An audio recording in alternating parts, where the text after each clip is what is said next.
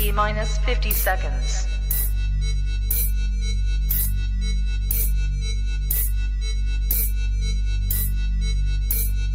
T minus 40 seconds.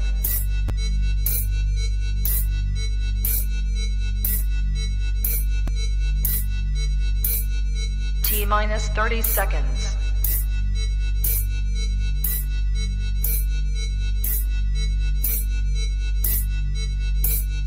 T minus 20 seconds.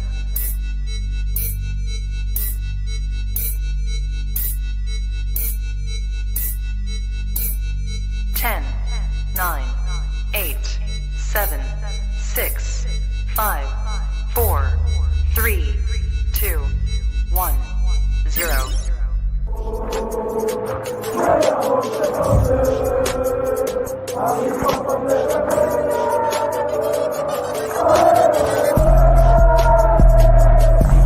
Shout out to Kopish. Shout out to Kopish, guys. Keep all the good work the up. two legends, Emil Heskey, Howard Gill. Can't get much better than that, guys. Yeah. You know what to do now. Like, comment, subscribe. I'm with legends, guys. Kopish. What's going on, people? Man like my team Kop-Ish. Monday night live show, but it's different this time. Smash the like button. Make sure you subscribe.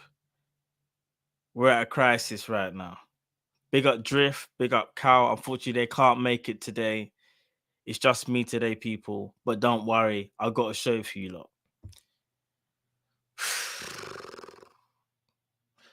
I was gonna do a normal Monday night show, you know what I mean, and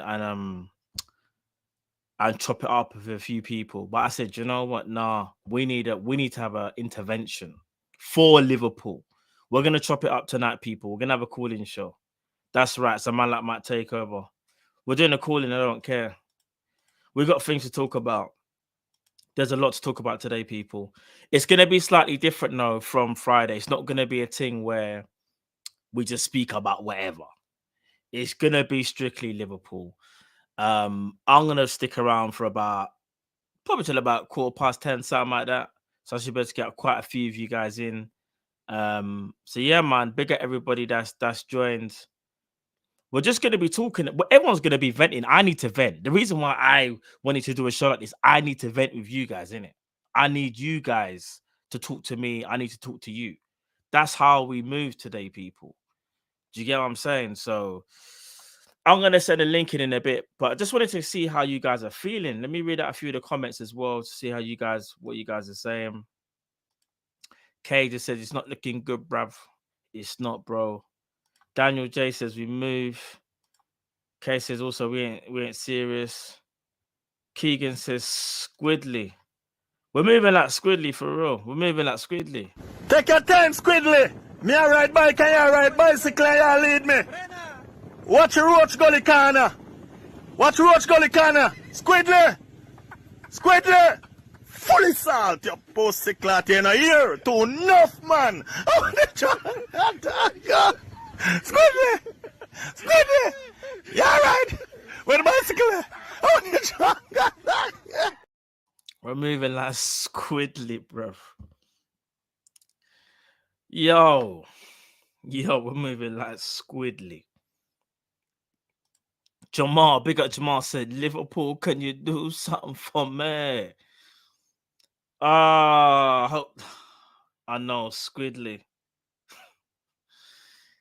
You're too enough, man. Big up everybody in the chat though, man. I'm gonna send the link in a bit because we need to talk, people. We need to talk, innit? We need to talk. I'm gonna give you guys 3 minutes. We'll chop it up and then obviously I'll speak about any questions you want to talk about tonight. Me personally, I don't know how you guys feel, but for me, what's quite alarming is when Klopp said he's concerned about away form, which obviously he should be, but you know, normally Jurgen Klopp says we'll be all right kind of thing. He said he's really concerned. And not only that, the Jude Bellingham stuff today as well, people. Jude Bellingham, Real Madrid apparently is stepping up the chase. And I'm hearing even things like Liverpool might be looking at other targets. Shock horror. So I don't even know. I don't know what's going on, people. That's why I thought hopefully you guys can make sense right now. You know what I'm saying? Big up Eddie. Hi, Matt. I'm just wondering whether you think time is now we have to start questioning the manager. 100% we have to question the manager. This is what we're here for, you know. This is Team Kopish, you know. There's no, for me, there's no bias. It can't just be an ownership thing. It can't just be that. You have to question everything from the owners to the manager to the coaches to the players. We have to question it. We need to get to the bottom of these people. That's why tonight is different. It's a call-in show. When I need your lots of opinions on this stuff, because I can't just be sitting here thinking all these things about my club, like, because I'll be honest, people. You see, after the defeat to Bournemouth, yeah, man, ain't really slept too tough, you know. I'll be honest. Obviously, I've slept, but you know what I mean. Like when I woke up on Sunday now, was it Sunday? I can't remember when we even played the game. I'm just trying to put it. That's when I woke up on Sunday, yeah. I was like, I think I said to either Drift or Carl, I'm not watching the football today. I just don't want to watch no football. What am I watching football for? Do you know what I'm saying? We were shocking, man. Big up Sleeping Dragon. Good evening, man. We were shocking. Question in terms of what? We need to question whether Jurgen Klopp still has the backing of his players. We need to question whether Jurgen Klopp still has the appetite for the job. Can't even lie, we have to. We have to ask a lot of questions. Whatever questions you lot want to ask, we can chop it up today. There's no hiding. There's no hiding from me. I don't mess about with these things. Do you know what I'm saying? So, I don't know, man. We just look like I don't know. We just look horrible, man. Big up yourself, Diogo. Big up, big up. Man says score prediction for for the flipping for Wednesday. I can't even do that right now. We'll do a preview for that though. I will do a preview for that, but it's not looking good, bruv. Jamrock Big itself says that team copies the players can sometimes be a reflection of the manager. It's true, Jamrock. It is true. It is true. You're right. Can be, and you're right. It's not all the time, but it can be. Facts. Stephen O'Connor, big itself, because why did we mortgage a whole season for 19 that was never signed anyway? We're not a well-run club. It's a mess. Bro, if I find out, that Liverpool have fully backed out the Bellingham deal because we realize we can't afford him, and because apparently we've been, and if we are to be blown out of the water by Real Madrid, I'm going to go. What's that tune? Sicko mode. Bro, I will go on sick because like, why would we do that? Knowing that we were never really going to get the player, knowing that we're probably always most likely going to get trumped in terms of the market. No pun intended, but Real Madrid, like, there's always going to be teams that can pay more than what we can pay. We're basically banking on the fact of where Liverpool, because we're not doing well we're not doing well domestically. We're most likely going to get knocked out of Champions League. The director of football is doing close, apparently on his way to Ajax. The other director of football, flipping what's my man's name? I've forgotten his name now. Not I'm about to call him John Wick, Michael Edwards, yeah. I still feel like even though he's taken time out, he's gonna sign with another big team. I don't know why. All we need right now is assurances, which we didn't get from JW Henry, our owner, who said, we're gonna make changes where we can, but we don't wanna, basically saying we don't want to go crazy. And not only that, asking for a spending limit or spending cap. Like, bro, that says a lot about our owners. I have to be honest. Don't get me wrong, we can still do stuff, but it's just might not be the stuff that we want in it. And that's the thing.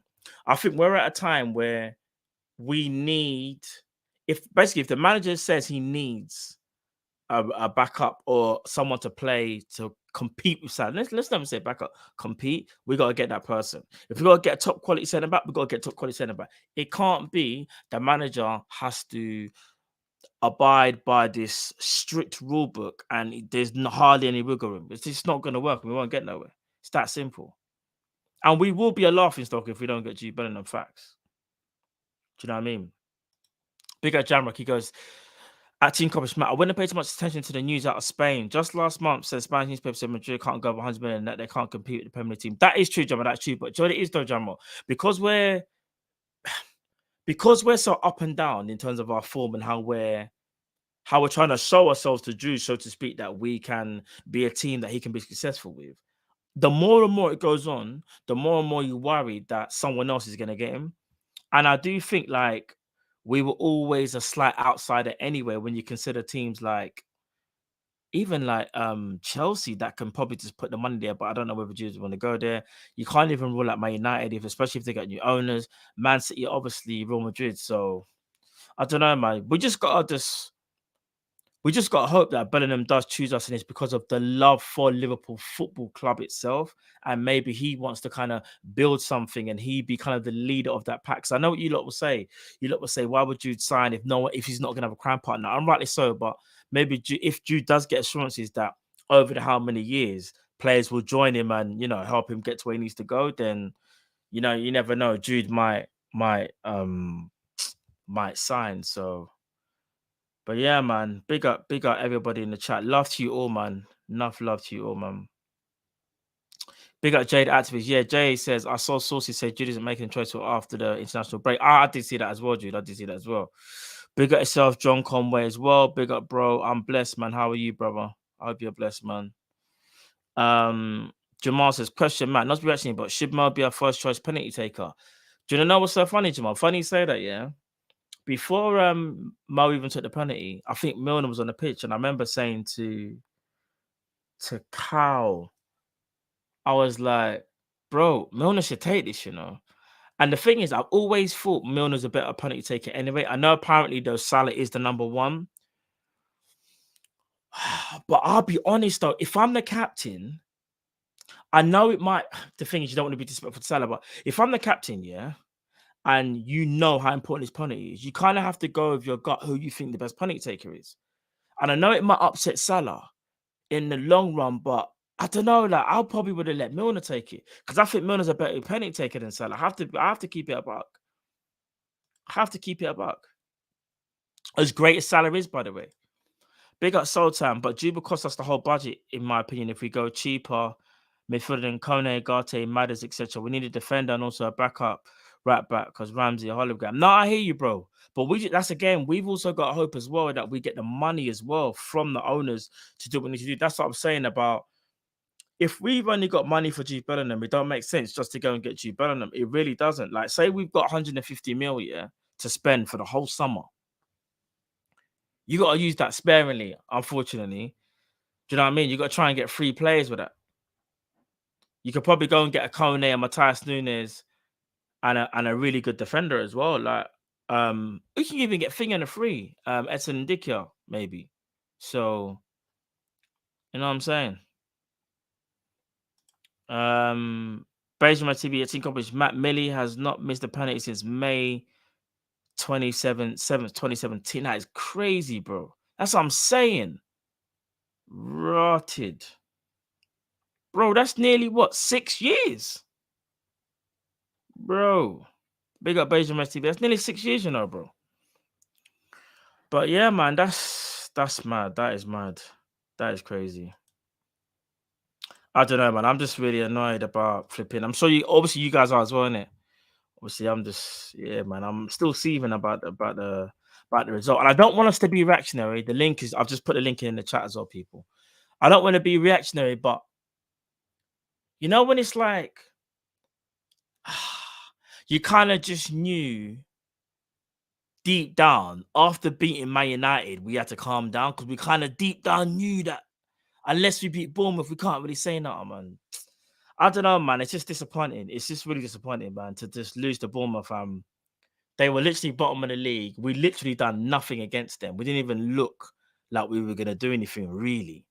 I don't know. And then you play against Man United, and you're like, I don't know, man. Maybe you guys have the answers, bro. Because I generally don't have the answers. I'm struggling for the answers, as you lot can see, man. Honestly, man, this was deflated with our club, bro. Deflated to rotted. So I don't know, man. But yeah, for the people that are joined, big up everyone that's joined as well. Big up the people in the back as well. Big up to you guys as well. Just want to say as well, it's going to be a bit different from Friday. It's not going to be nowhere near as long as a Friday night show. It's going to be, I'm going to give everyone 3 minutes, and then I'm going to have to let you guys go, unfortunately. I'm going to try and get through as many people as possible as I can until I'm ready to sign off. So,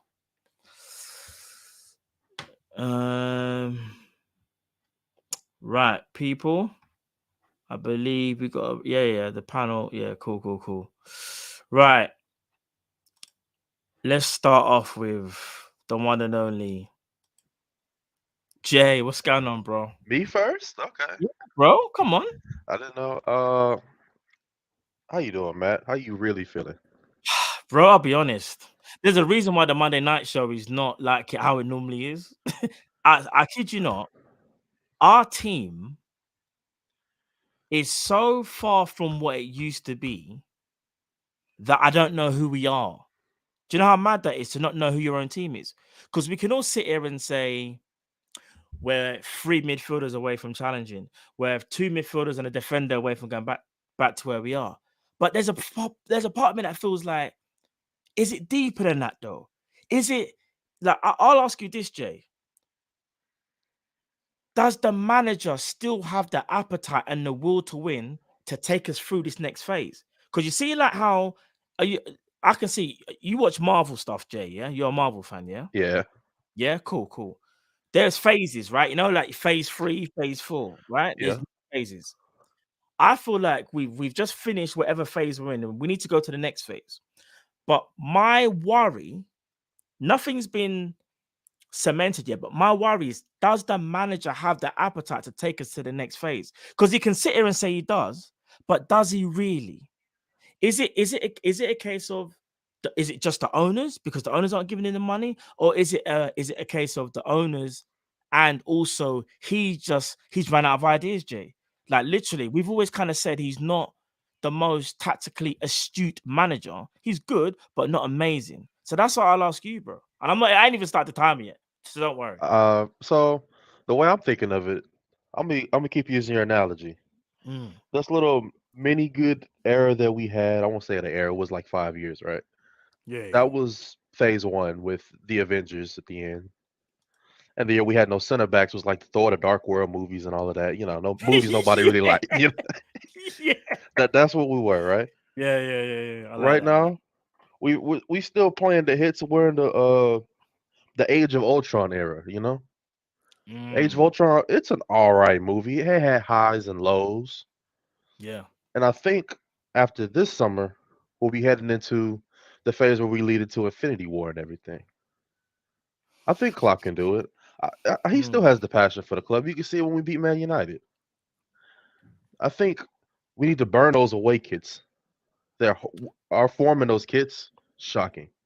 Facts. Jay, I'm gonna start you now, by the way, bro. You're gonna start your All timer right, now, bro. Yeah, cool, brother. all right. Salah, Yeah, shocking. His home got burglarized. Maybe that was on his mind. I don't know.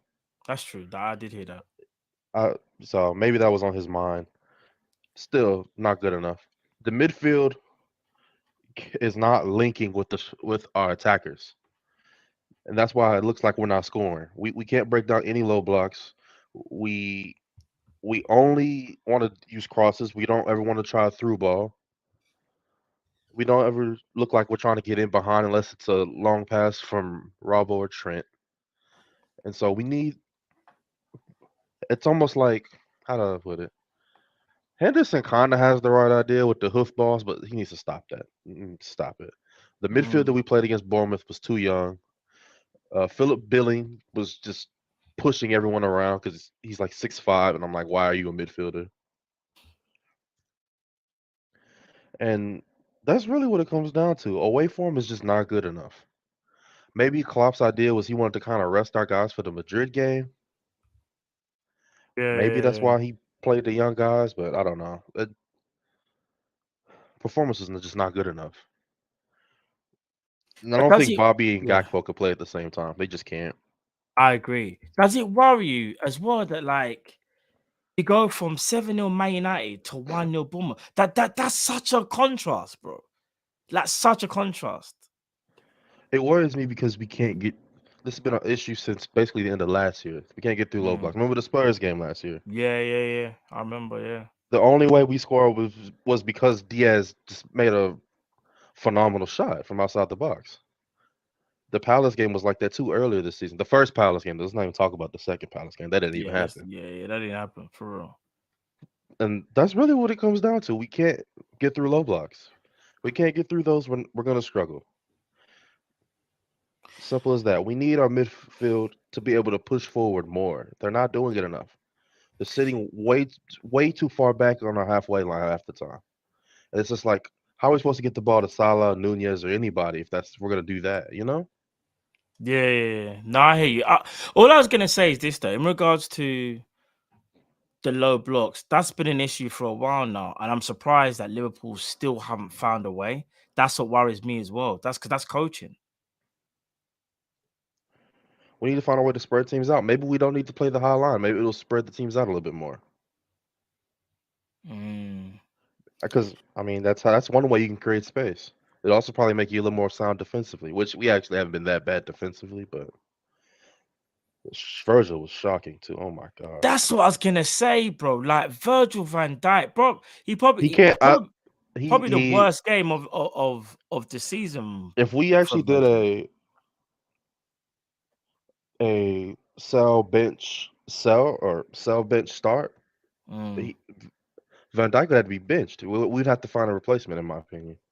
Right now, Van Dijk should be benched. And you know what's quite telling as well is when about a couple of weeks ago he said how he knew he was in bad form, and obviously maybe him playing too many games leaded to his injuries as well. Obviously, you know, because he recently just came back as well and whatnot. And I think that's kind of like on management as well, because I do feel like when Virgil recovered from his ACL, he was like, remember last season, Jay? He played all the time pretty much. We should have still, even after his injury, we should have still bought more center backs. Yeah. I agree. Rested on that. I agree. It should have been more than just Konate. Yeah, no, it's true. Jay, I'm gonna have to let you go, bro. But anything you want to say, bro, before you go? Any last thing you want to say? Don't believe the Spanish propaganda. That's all it is. They're trying to get in our heads. Nah. You know how it is. And if I were Jude, I would do like David Beckham did. You go to Liverpool 5, 6, 7, 8 years, and then you go to Madrid. Madrid's not going nowhere. They're always going to be a big club. Or you do like a Xabi Alonso. True. Shout out to Xabi. Played for 3 big clubs in his career. 3 huge clubs. You're right. Jude does have time on his side. You're right, and that's kind of in a way that kind of maybe gives us a bit of hope as well. That Jude's still young. Like he knows he's got time. We're not saying you have to end your career at Liverpool, because remember, you don't even know how you're going to fare at Liverpool if you do go to Liverpool. It's about take that step to us. Hopefully we can, and this is the thing, hopefully we can match his step. Because if we can't, then obviously we can hold our hands up and say, listen, we wasn't good enough. We understand why he's left. But to not be given a chance after having such a poor season this season, but having such an amazing one last year, that's the bit that frustrates me the most, is that if this was like last summer, like this, say this time last year, Jude is looking at us, we probably would have got news already that he's definitely going to sign in the summer. Do you know what I mean? Yeah. But because it's come at a time where everything has had to kind of take a hit and a restart, we just look really bad. I can't lie. Yeah, and Madrid's not even having that great of a season by their standards either in La Liga. So, and City, by their standards, also isn't having a great season. So I don't know. No, I don't know. It's kind of funny. Those are the 3 big contenders, and they're all having down years, right? No, it's true. It's facts, bro. It's facts. So I don't know. Maybe he won't be hypercritical about it just because he knows he can just walk into our team anyway. Yeah, he can. I think many people can walk into our team right now anyway as well. I'll be honest. It's a damn shame too, isn't it? Yeah. But yeah. All right, I'm not going to hold up any more of your time, you know. Everybody, don't believe the Spanish propaganda. They're trying to trick us. Just like Liverpool did in the first Madrid game. They're trying to trick us. It's true. They tricked us for 20 minutes. All right, y'all. Big yourself, Jay. Have a good Monday. It's gonna be a good week. It's gonna be a good. I hope so, bro. I hope so. You have a blessed day as well. Even if we don't win the next leg, we'll win the game. Yeah, I think that I did say we won't go through, but we might win the game, which might count for something. But yeah. All right. Peace out, Jay. Love as always, Peace brother. out. Take care, bro.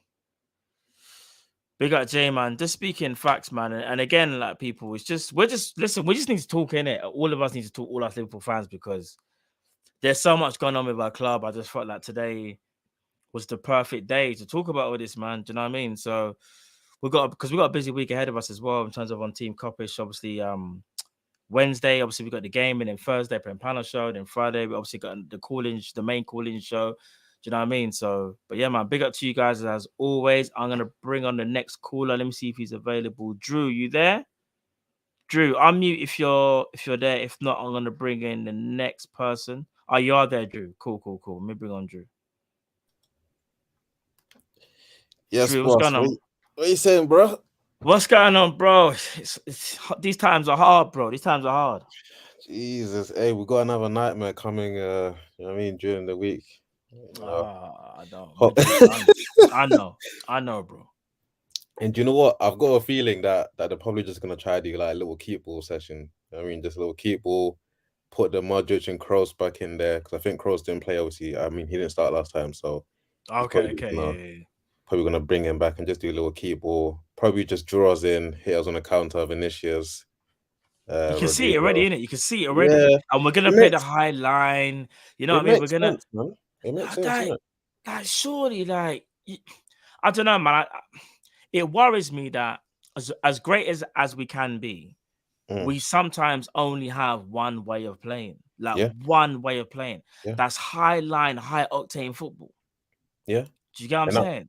Yeah. And to be honest, I think that, do you know what is weird? Because I think at the beginning, I think, to be honest, I think how Liverpool started is just normal. Obviously, how we played at the beginning of our tenure, and obviously us dominating. When teams don't really know about like this special gig pressing and how it was like, you know, pressing in groups and stuff, it's normal that it's going to be hard to defend against. But as time goes on, managers do the homework, managers do the analysis, teams start to, you know, like, you know how they have all these boards and analysis and like eventually people catch you out on things. So we can only go for so long of how we play. And I think managers have now clocked that Klopp isn't somebody that is going to change his ways. They know like he's just going to do the same thing year after year, week after week. You just no matter what competition, you know what I mean? So no, and it's mad. And I think what's so frustrating for all of us here is that we've had so many full starts this season. Because remember, even the Man City one, we thought, oh, do you know what? Beat Man City. Like, this can kickstart our season, yeah? Yeah. And then there was another one after that. There's another game. In fact, we won 2 games in a bounce, remember? I remember the games. We won 2 games in a bounce, yeah? And then you go to the Man United game.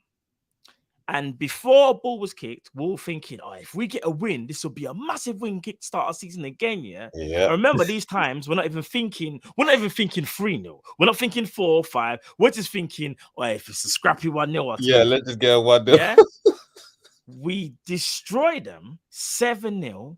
And let's be real. If you weren't happy and getting excited about that, then I'm quite surprised because I think everybody's going to sit there and get a little bit carried away, still have our feet onto the ground, but you're going to be thinking 7-0. I'm going to be honest. Now's the time when we have to act. Now's the time when we can get top 4. Now's the time because we got the game in hand at that time against Spurs. Yeah, we can catch them and whatnot. Bro, we fumbled the bag with the next opportunity we had, bro. Do you know how mad that is? Like, do you know what? It's frustrating because I also think, in a weird way, I think that obviously, let's be honest, Jude is watching everything we do. I think that the game against Real Madrid is also gonna, I think, obviously sway his decision. But I think in general, again, like I think Liverpool needs to now move away from how we've played for so long, and we need to start using different tactics, different formations, different players. I don't think we also all the time need to have 2 fullbacks going forward at the same time, especially in the last game. If you've noticed, both would always go at the same time, and then both would now have to run back because basically you're just leaving Van Dijk and Konate. Facts. And if you've noticed as well, Van Dijk, like I'm sure, if any of us saw Van Dijk's agility test, because I'm sure in training they have all these tests and these things, I'm sure because he's not looking to do no turning, at all. Like he's like, nah, bro, I can't be turning no more. Like my knee is about to pop. Any more turns, and I'm going A&E and that. You know what I mean? I can't be doing these things. I'd rather just leave it because you can tell. You can tell he's like a ballerina. You know what I mean? Just twinkle toes. You know what I mean? Like, bro, you see the thing is about Van Dijk. Before I let you go, we'll chop this up actually before you go.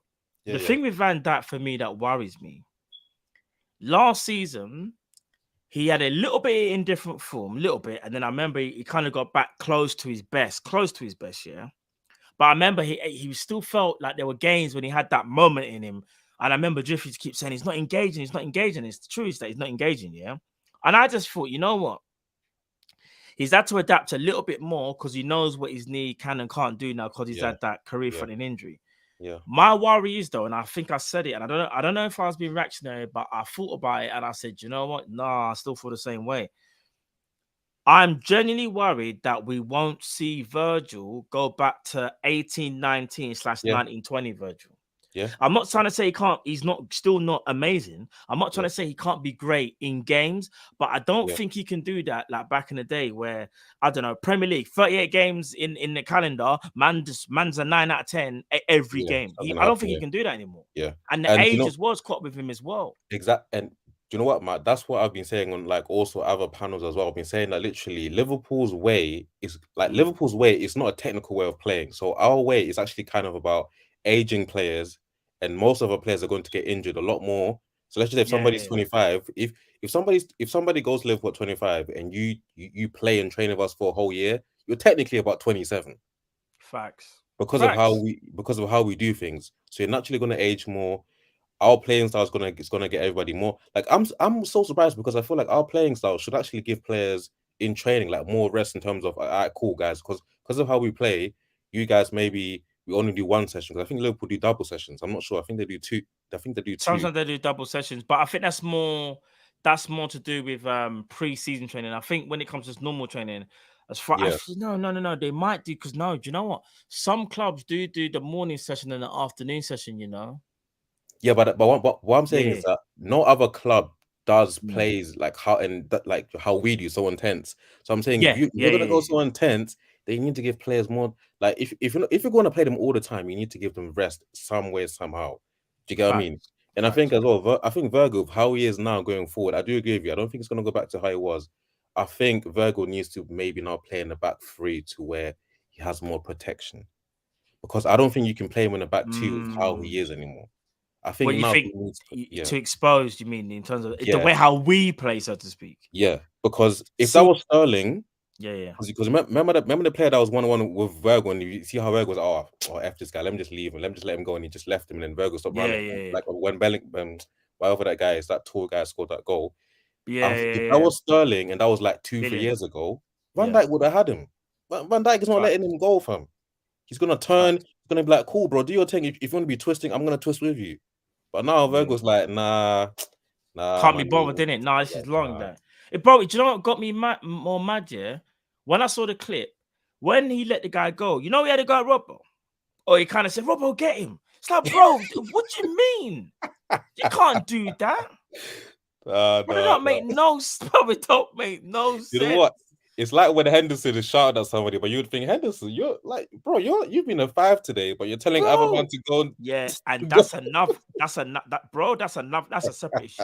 Because as great as all these players can be, when you're pulling up a stinker, especially, and I have to say, when the captain, and it doesn't matter about the name right now, but you see the captain, even if Virgil's captain for that day or Milner, if you're the captain and you're stinking up the place, you're gonna have to find another way to kind of show the people how you need to go. You can't be shot. You've either got to do something and they can follow. You can't just shout them, man. When you've been doing that madness, that's crazy, bro. Because let's be honest, a lot of players in Liverpool's team can get onto Henderson. Because let's be honest, technical wise, Van Dijk is probably ahead of Henderson anyway. He is. We're talking about technique. Yeah, because technical. Henderson isn't a techie player. He's not techie. So if I was him, I'd be very careful about who you're trying to chat to, because you're not on Trent's level technically. Even though I don't like Trent like defensively, you're not on Van Dijk's level. I bet you Alisson's even better than him techie wise. I think passing, you know what? If I'm being honest, you see, like if someone said like someone ping you the ball, trap it, and then you got to hit the ball, I don't know, 60 yards diagonally to Salah, I'm actually gonna put my money more so on obviously on Alisson than Henderson. Bro, goalkeepers are techie. Goalkeepers are techie, but I think what it is though, like you said, I think Virgil is as well. Obviously, Trent. There's a few players, but I don't know, man. I look at our team, I look at Virgil van Dijk and think, you know what? We can't, like, the coaching staff need to make him aware of how he's not playing, and let him know that, bro, you can't play like that. And if you do play like that, you have to get benched. The problem is, though, and I leave this with you, bro, who do you bench him for?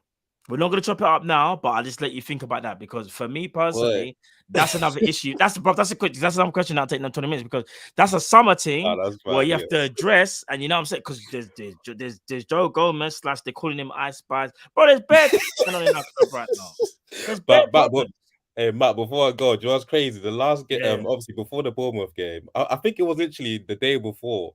Yeah. Because obviously, I think it was because obviously, Callum had the call-in show. And I was like, before I left, the last question I was at to him, so Callum, how much would you sell Van Dijk for? His eyes went big.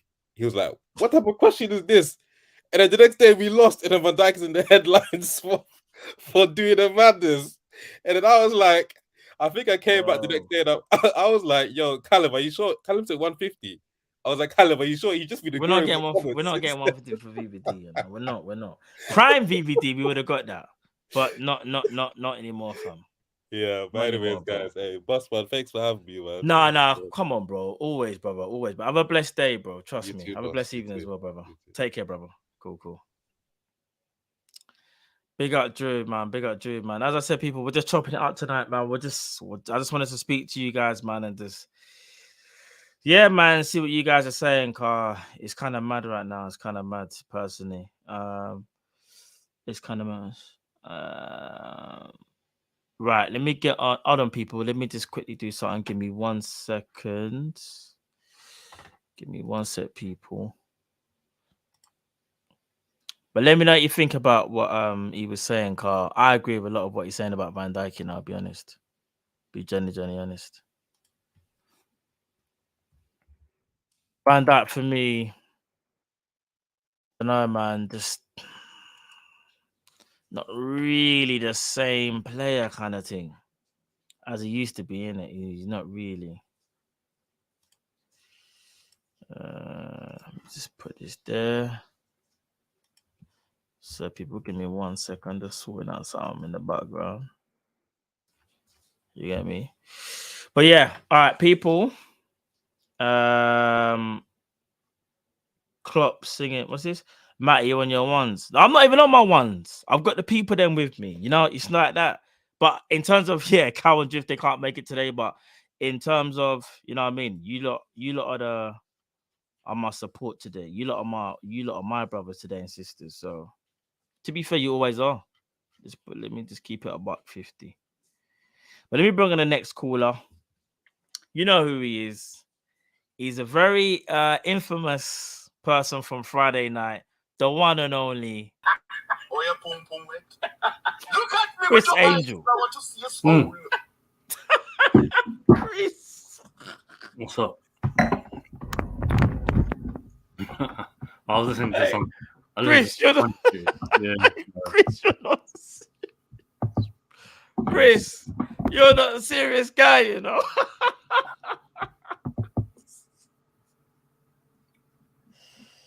Oh, Chris, bro, what's going on, bro? What's going on? Nah, I want to see how everyone else is doing, man. Bro, hope I'll be everyone's honest, okay, man. Because we have a lot to talk about, man. I think, bro. Have you seen my mood already? Yeah, man. Like, it hit me on Saturday and shit. It was Saturday, right? I have a couple of drinks on me and shit. The game was on Saturday, right? yeah, it was Saturday. Yeah. Now here in California, you got to be up at 4:30 in the morning to watch the game. Oh, right, 4. Yeah, that's early, bro. That's early. So you know how I felt. I was upset and shit. I couldn't even watch you guys because I'm like, I might type some mad shit in the chat and shit, and like, you know what I mean? But how do I start, man? I think Klopp has lost the dressing room, in my opinion. I think it's just based on how they carry themselves and their mannerisms and how up and down they are with performances this season, I believe. So I think, for example, what was our best performance of the season? Was it, I guess, Man United, for the team that we faced, you know what I mean? It's probably one of the biggest in the result. But that's a derby, you know what I mean? Like, facts. If you don't show up in a derby, then, you know what I mean? Yeah. So I think that's just an anomaly. I think, like, the Everton game, we played well that day too, but that's a derby again. you know. So, yeah, I just don't. I don't know. I think because I've mentioned this before, and I think it's not typical for managers to stay this long with one club anymore. Those days don't exist anymore. A lot of managers only stay here for like typically a 2 to 3 year cycle. Yeah, You Christian, know? I'll start your time now, brother. Yeah. Yeah, Cool. a 2 to 3 year cycle, and Yeah, if you're not constantly changing players or upgrading on positions, and you keep on doing this repetitive messages, because you can sit here now. I think a lot of fans this season have realized that Klopp isn't really a big tacticianist. He's more of a man manager. He's which is all important stuff, right? I'm not trying to belittle of what he course, man, of does. course, yeah. But if that's what he's good at and that's what he's known for, after a while, when if you keep saying the same shit over and over again, it's gonna go through one ear and out the other.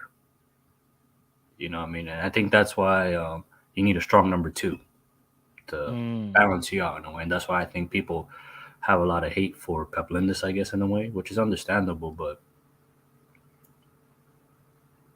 so Klopp is known as the man manager and Pep Lindis is the tacticianist, right? Yeah.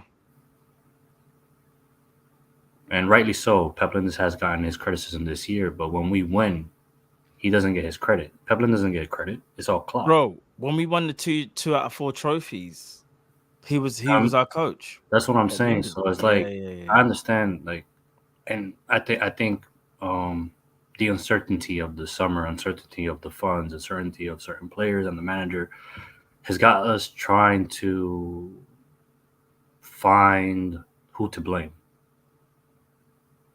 You know, and I'm just tired, man. I think a lot of these players aren't good enough anymore. The manager. Without putting you on the spot, are you able to name a few? I'll pause the timer, by the way. Are you able to name a few, maybe? Okay. Because I feel like this is where we kind of need to, because you know, I feel as Liverpool fans do. I'll be honest with you. This is not me trying to bait you. This is me being. No, I'll say it because you know what I mean? Like, yeah.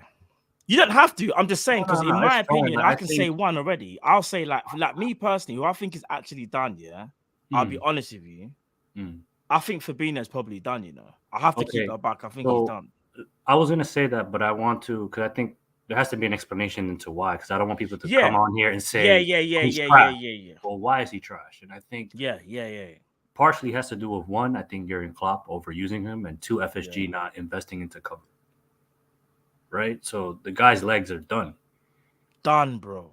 You know what I mean? And it's like, I think a lot of these players will naturally have a lot of pride, so they're not going to sit there and say they're done. Yeah. Right? So I think the season he's been committing a lot of fouls because he just can't reach the ball in time. Bro, he can't get there in time how he used to. So and he was never the quickest. Yeah, so I think Fabinho's one person, but I think it's partially because I think it was Cal or Jamrock that mentioned the amount of minutes he's played over his time, and he's playing like a 35-year-old type thing. So 29. So yeah, man, I think so. We're going through the back.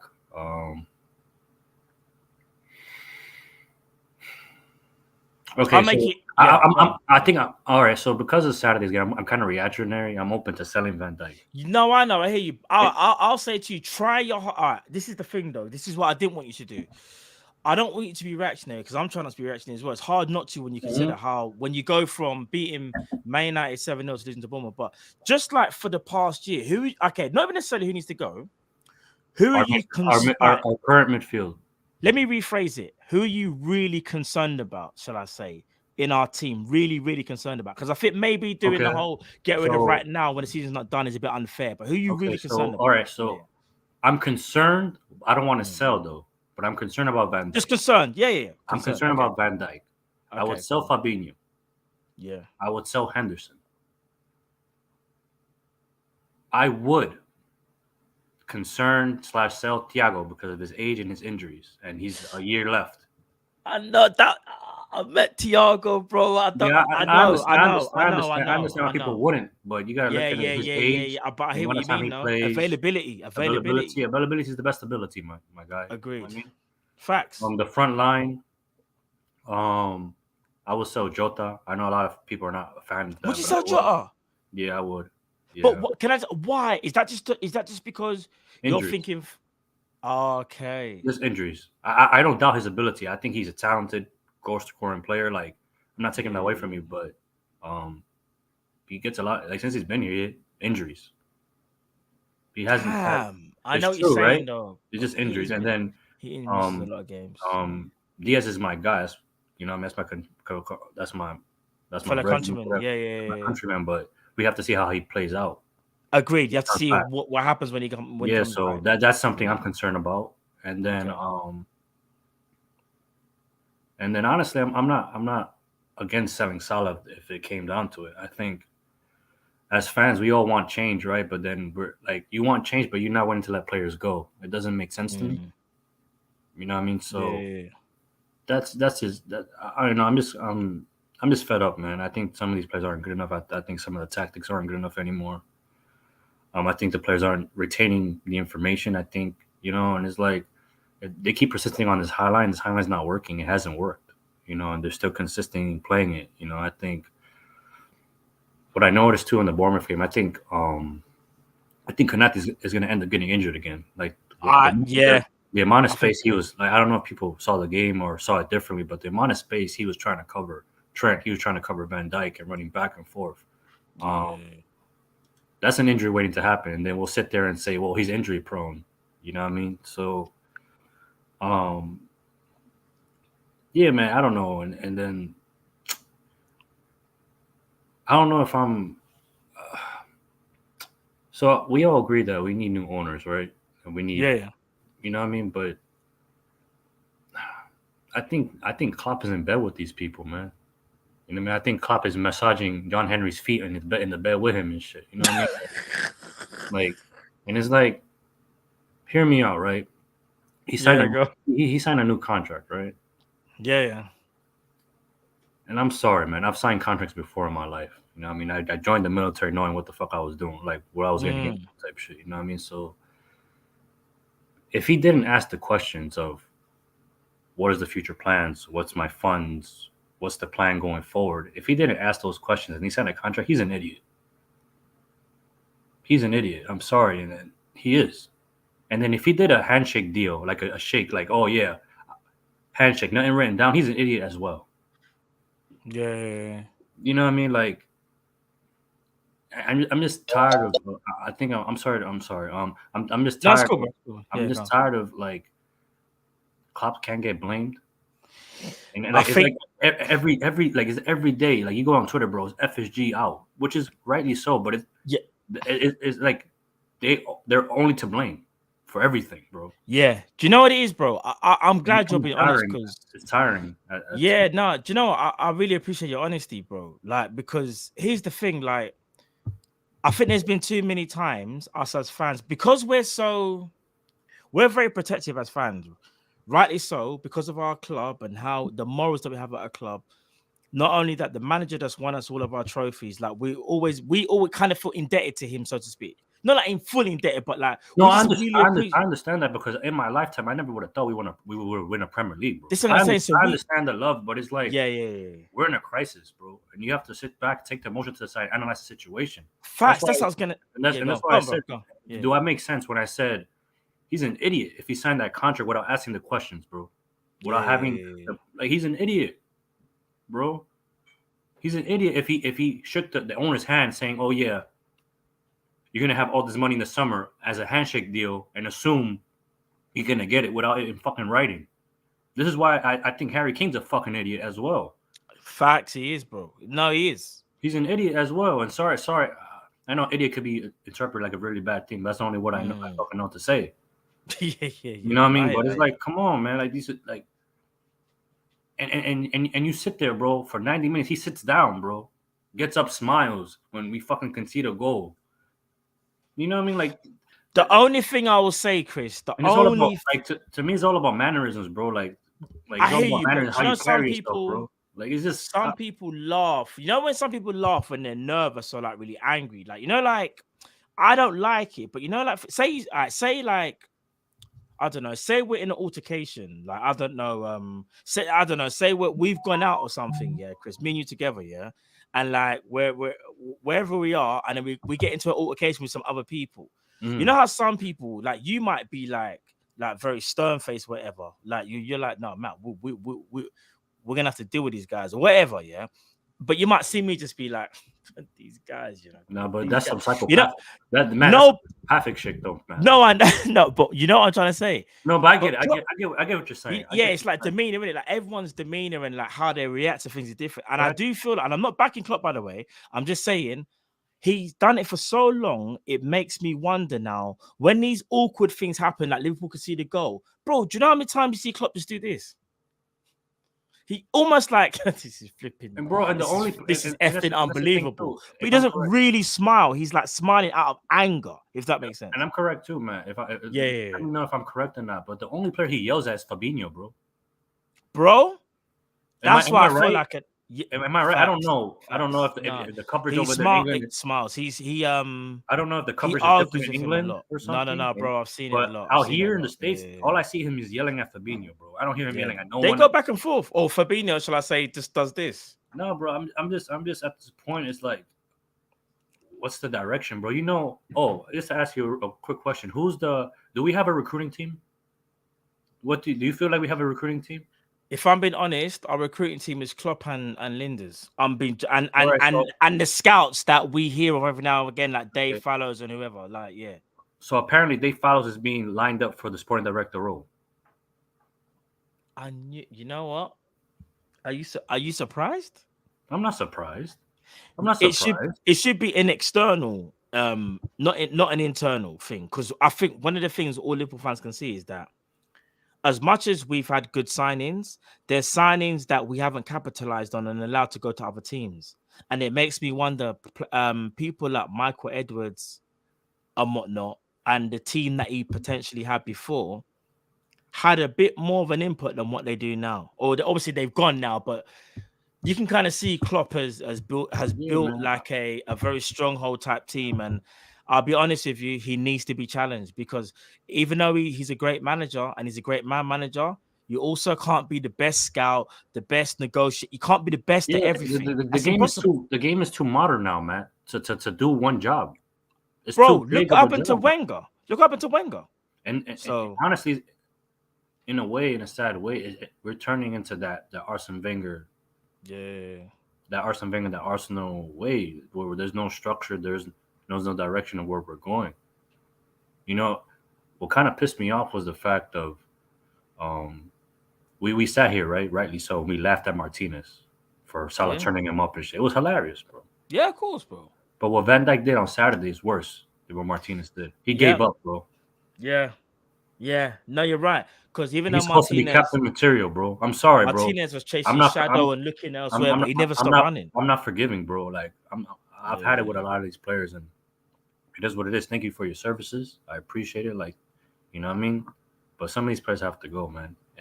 And it's just simple as that, man. And Klopp needs to answer for a lot of questions. I'm just tired of a lot of his press conferences and for people to sit there and say, oh, it's FSG's fault. It's only FSG's fault. Like, come on. Can't be. We can't, man. Like, come on, man. And then people say, oh, he stayed for the love of the club. Well, I love my wife I love my wife. My wife is in a pedestal in my life. She's giving me kids, like, but if she does me dirty, I'm leaving her too. Like, you know what I mean? I'm sorry. I hate that, bro. No, I hate that, bro. That's what you're supposed to do in terms of like. So if you feel, facts. So that's what I'm saying. Like, you sign a contract, okay. If they do you dirty, then leave. Yeah, no, it's true. Like, I'm sorry, this unless he's only interested in the money, and he just wants his checks and shit.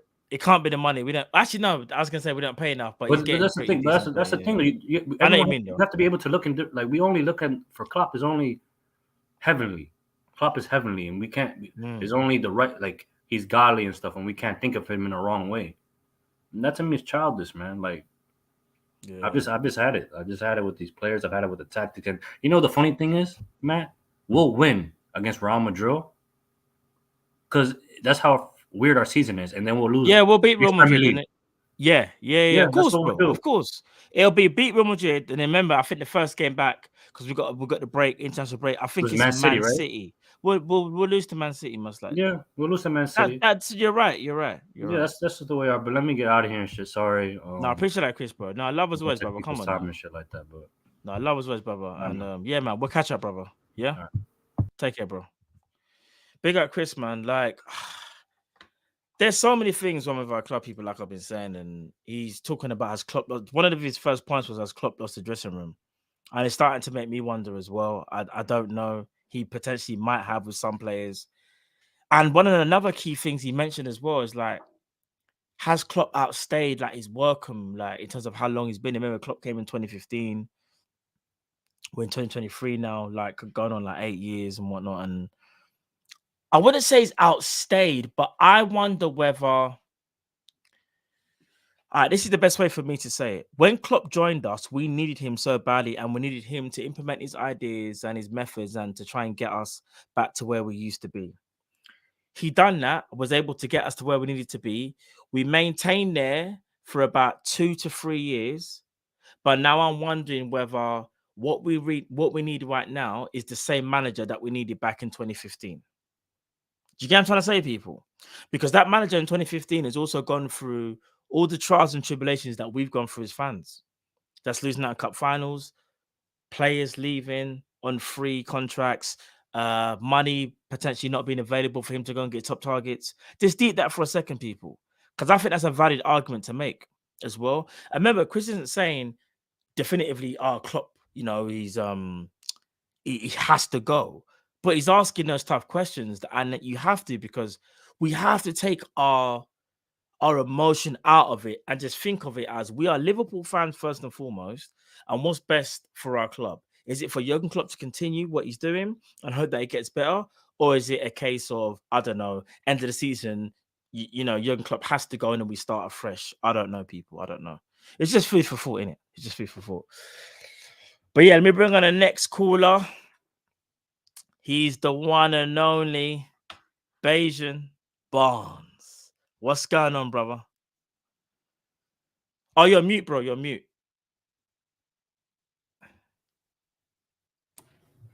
What are you saying, buddy? Bro, I'll be honest. I've been in better moods. I'm kind of, what it is, Bajan? The more we're talking about this all together, yeah, it's like I'm getting more annoyed and frustrated, because I think everyone's kind of along the same lines. We're all annoyed, we're all peed off. When it comes to the owners, that's a separate thing. That's not going to change as things stand right now. So we can only focus on what's happening on the pitch. Bro, on the pitch, we are so inconsistent. It's unreal. And I said it on Saturday. Like, I thought Spurs were inconsistent. Bro, we are worse than Spurs, bro. We are. And I said to myself, do you know what, Bajan? After the Man United game, I get it. I know we shouldn't get carried away, but you can't help it, Bajan. We love the game. We love football. We love Liverpool. If you don't get carried away with 7-0, then I'll say to any Liverpool fan, bro, you didn't even like get carried away even for a little bit, because we just beat Man United, our rival, 7-0. So I don't know, bro. How are you feeling, bro? I ain't even started the time yet, so don't even worry about it. I ain't even started nothing yet, bro. I went on a rant on my reaction show on my channel. Yeah. And I hear what Chris is saying. No one's off the table to sell this summer for me. Even Klopp. Oh, raw. I'm actually on the line of saying Klopp out now. And I'll tell you why I'm saying so. I was fuming after the game, and then I turned around and I looked back and I reflected the entire season. And then I reflected back a couple seasons. And every time we won since that championship, and we went up against weaker teams, what did they play? Low block. And what has happened, if you look back at the history on every single one of those games, we've struggled to score. We struggled to create everything. You should know, as the manager, big up Bullish. You're coming up against a low block. Why are you playing the same way? Why are you not switching it up? Because you've tried doing your way for the last 4 seasons and you failed miserably. Can you tell me, Matt, the last time we've actually broken down a low block that you could think off the top of your head? Off the top of my head, it's probably. Do you remember when we played Atletico 2019? We still went out, but do you remember? I think it was Bobby Firmino's got. I remember. Funny enough, I remember I was on a night shift. I was on my way to work, but I remember I was on my journey and I was able to watch a little bit on my phone. And I remember that game. We still went out, by the way, but that was the one game I remember, like against that low block. We still struggled because we went out. I didn't. They hit us with a low block and the counter, but that's the last time I remember doing anything of any sort of. And that's just like I'm using a loss, Bajan. That's a loss, right? And in the Prem, can you think of the last time that we destroyed a low block? No, I really can't. Because the Prem. I can't think of any, to be honest. Not the Prem, bro. Cal's got a crazy memory, so maybe that's a question you might want to ask him. Yeah, true. I can't think of any. So if you've never been successful against it, and you know these teams are going to play it, they're not going to come at you. Why are you doing the exact same thing over and over again? And I come to think, I'm like, you know what? Klopp loves playing 4-3-3. Although I'll give him credit, at halftime this past game, he brought in Jota, went to a 4-2-3-1. He did. I'll give him I'm going to start your time in our Bajan, yeah? Yeah. Cool, bro. I'll give him that. Yeah. But then, although you switched there defensively, you still was with this high line stuff. And we got lucky. If it wasn't for Ibu, they could have put another 2 goals in the second half. Facts. Because the ball was going over the top. And these are the things that I look at and be like, now there's 2 things, and Chris said it perfectly. We got to start looking at Klopp, and we got to start looking at the players. Because you're a professional. A manager shouldn't have to tell you, okay, maybe we need to change it up. You could see it yourself, what someone's trying to do against you on the pitch. And Jota took that on the scruff of his neck. If you saw when Jota came forward, he saw how those guys were playing, and he just ran through hard, pushed the ball, right? Changed it up and started to create something. He didn't have to be given instructions to do that. He did it. Matt, you've played competitively in soccer, right? Yeah. I remember me playing competitive basketball. What did my coach always tell me?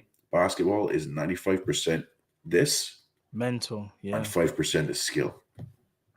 Yeah. And if you could be strong up here, you could beat anyone, even if they're more skilled than you are. Facts. Right? Facts. That's facts. We used to be mentality monsters.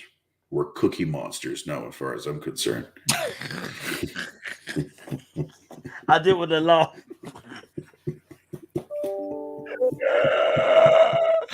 I didn't want to laugh, but it's true. It's true.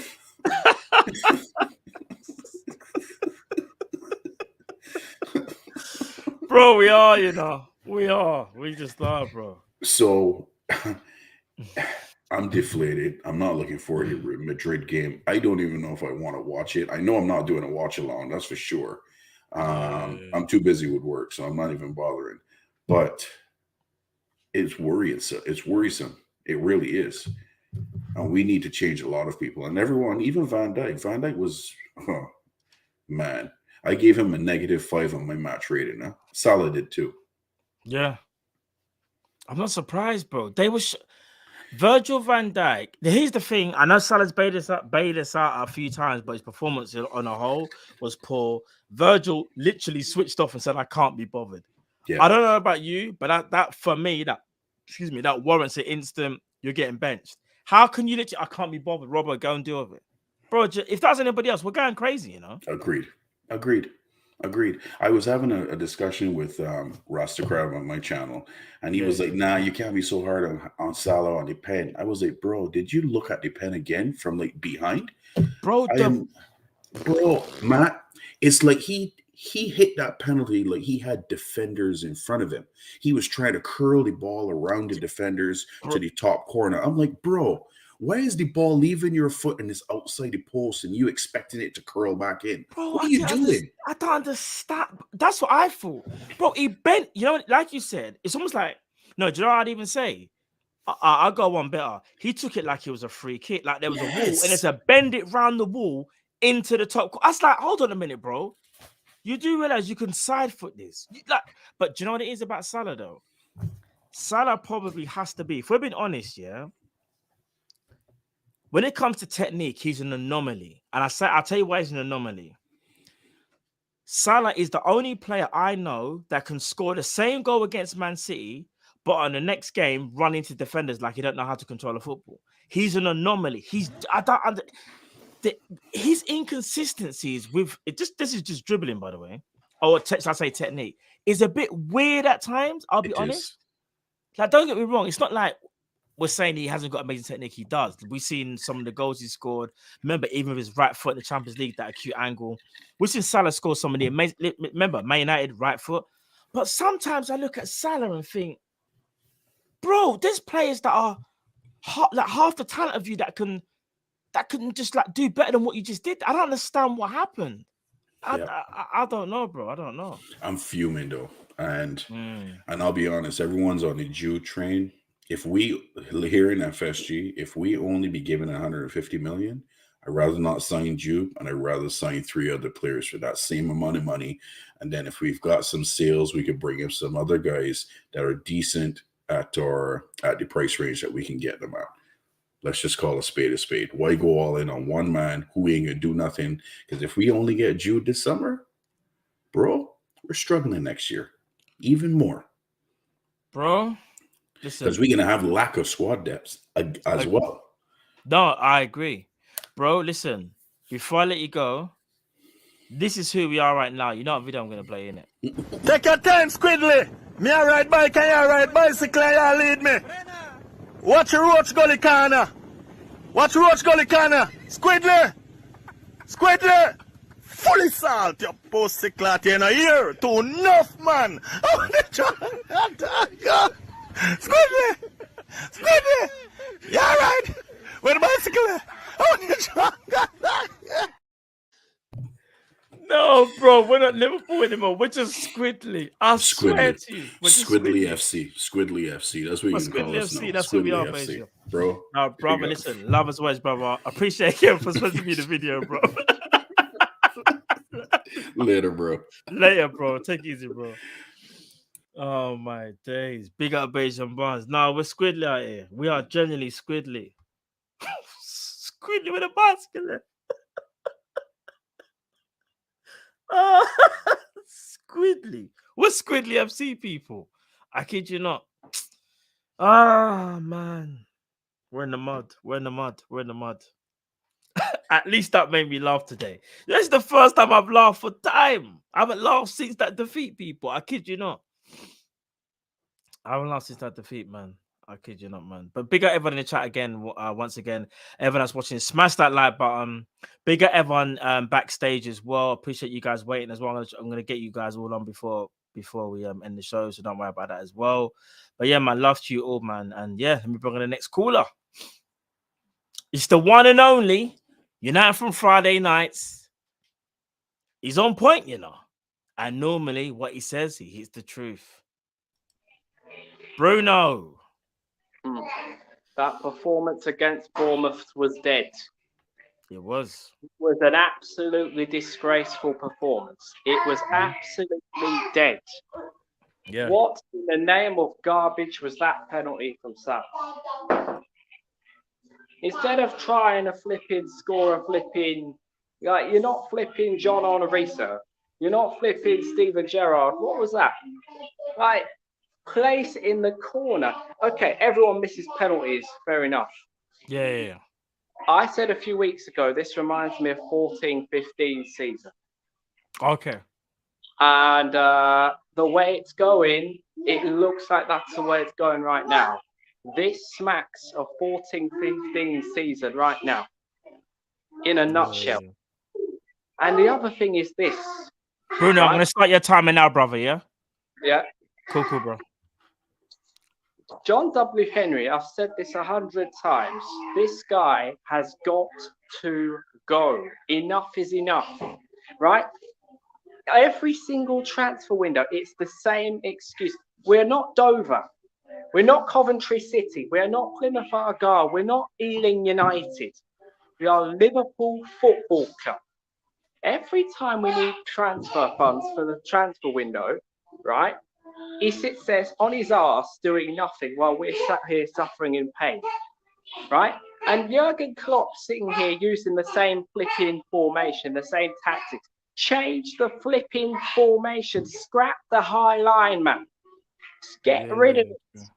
Like and stop playing flipping Stoke City football. I said this a few months ago. Stop playing flipping Stoke City football. We're not Stoke with flipping Peter Odom Wingy or Peter Crouch or frontman or Darren Bent. We're flipping Sam Allardyce or flipping Tony Pulis. Like, what in the name of garbage was that? Every single game, that game against Bournemouth, I felt like I just wanted to rage. I'm starting to question this guy's. I'm starting to question his position as the manager now. I'm starting to wonder whether he should be sacked. And Liverpool fans won't like it, but I'm wondering whether Jurgen Klopp should be replaced, should be sacked, because the way he's going, he's acting like Wenger in his latter years at Arsenal, and I don't like it. He's acting like Wenger. I said this a couple of weeks ago, a couple of months ago. I warned you lot. When we were winning, I said he's acting like Wenger, and I don't like it. He needs to scrap this stupid highlight. Either he fixes up or he gets sacked. And by the way, Pep Linders, resign, right? Go.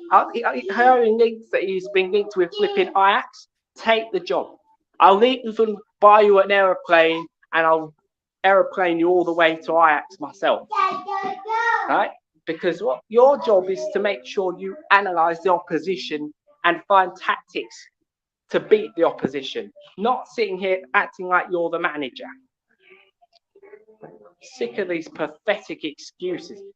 Like I've said 100 times, right? If Klopp does not fix up, we're going to be in serious trouble. John W. Henry, he has got to go. He has got to go. This is all the FSG and fanboys, the ones that kiss FSG's ass. This is their fault for accepting this rubbish, finishing in 4th, 5th, 2nd place. I've told you many times on this show, we don't do that. Anyway, I've got to go because my time is up. I'll see you next time. Man. Yeah, see you next week, bro. See you on Friday as well, brother. Take care, bro. Thank you very much. Big up Bruno, big up Bruno. Listen, like, Bruno has some very strong views. Firstly, in fact, I start off with the tactics first. I agree with him. I think tactically we find out way too easily. I think people know what they're going to get from a Liverpool team. I think we don't switch it up enough. I think everyone knows, even our combinations, lack of combinations. Hence why they now challenge us. I know some people are even talking about the low block as well. But I also look at it as well. Teams sometimes don't even play a low block against us. They feel like they can get something out of the game, so they don't do the low block. They press us now. If you look at it, some teams will do the low block, but some teams press us and say, "Can you get out of this situation?" And that's when we struggle as well. And I feel like that's the level of where we are right now. We are struggling in all aspects of our game. Bruno spoke about the high line. He said the high line kind of needs to just get done with now. I'm not saying it needs to get done with, but you can still play a high line, but just take it back a bit, innit? Adapt to the players that you have at your disposal. Kanate is the only one that we can rely on that's athletic from a centre-back point of view. Virgil van Dijk's had the injuries, not looking like he can't even be bothered at times. Matip's getting a bit older. Joe Gomez still got a little bit of pace there, but obviously still not the same player. So it's like you're using tactics that Liverpool had when all these players were so-called in their prime. Is it not a case that we should adapt these tactics now? It's just food for thought. And last but not least as well, he also spoke about, should Klopp be fired? I don't think Klopp should be fired. But I also can't sit here and tell you he definitively has made no mistakes, and therefore what Bruno's saying is rubbish, because he's not talking rubbish. Everybody in their right mind, in my opinion, has a right to question the manager. This is what we're here to do. We can't just sit here and say, oh, Jurgen Klopp's the Messiah, Retete, he gets away with it all. It's FSG, it's the players. Jurgen Klopp has to hold some things accountable. And when we talk about tactics a lot and stuff, that is to do with him and his coaching staff. It don't matter whether it's Pep, that's to do with Jurgen Klopp. He's the manager and he hires the coaches. They are part of Jurgen Klopp and his team. So I understand when people are frustrated with Klopp. I really do. And I do think when it gets to the end of the season, I think I'll probably have more of a definitive answer, if I'm being honest. Because I still believe he's the guy, but there's a lot of questions now that I'm thinking, does he still have the appetite? Can he change tactically? Is it a case of he's just going for a real bad patch? Am I being a bit naive thinking that a manager's great as him can't turn things around? There's so many questions, so I don't know. But anyway, people, I'm going to bring on the next caller. Big up Bruno once again. Bring on the next caller. It is the one and only Streets Approved Thames. You there, bro? Streets Approved Thames, you there? Yeah. Matt, you can hear me? Yeah. What's going on, bro? Yeah, no, I'm chilling, man. I'm chilling. Thanks for having me on. No, of course. Anytime, bro. Come on now. I think this might be probably my third appearance, but usually Friday nights are hard for me. Obviously, the link gets full up quick, so I got. But I just wanted to say a few things. Cool, bro. Yeah, cool, bro. I'll start the timer now, brother. Yeah, go on, bro. Yeah, that's calm. First of all, I just want to say Thiago is a ghost. He's a rumor. Never. Do you know what it is with Thiago? That's really starting to grind my gears. It's like, to be fair, this season hasn't been his best season, but even when he's played, or in fact, do you know what? No, it's not even about him playing. I'm just quite fed up with the injuries now, because I think yesterday would have been a game where, or not yesterday, sorry, Saturday, I think Thiago's qualities were really, really missed, in my opinion. He's probably our only ball playing centre mid. And when I say ball playing, I mean like, getting the ball, getting his head up, finding a solution. I feel like at this current moment in time, or maybe even in previous seasons as well, even last season, I feel like we're our best in transition, which is actually a huge problem for me, actually, in terms of the way I like to see football played.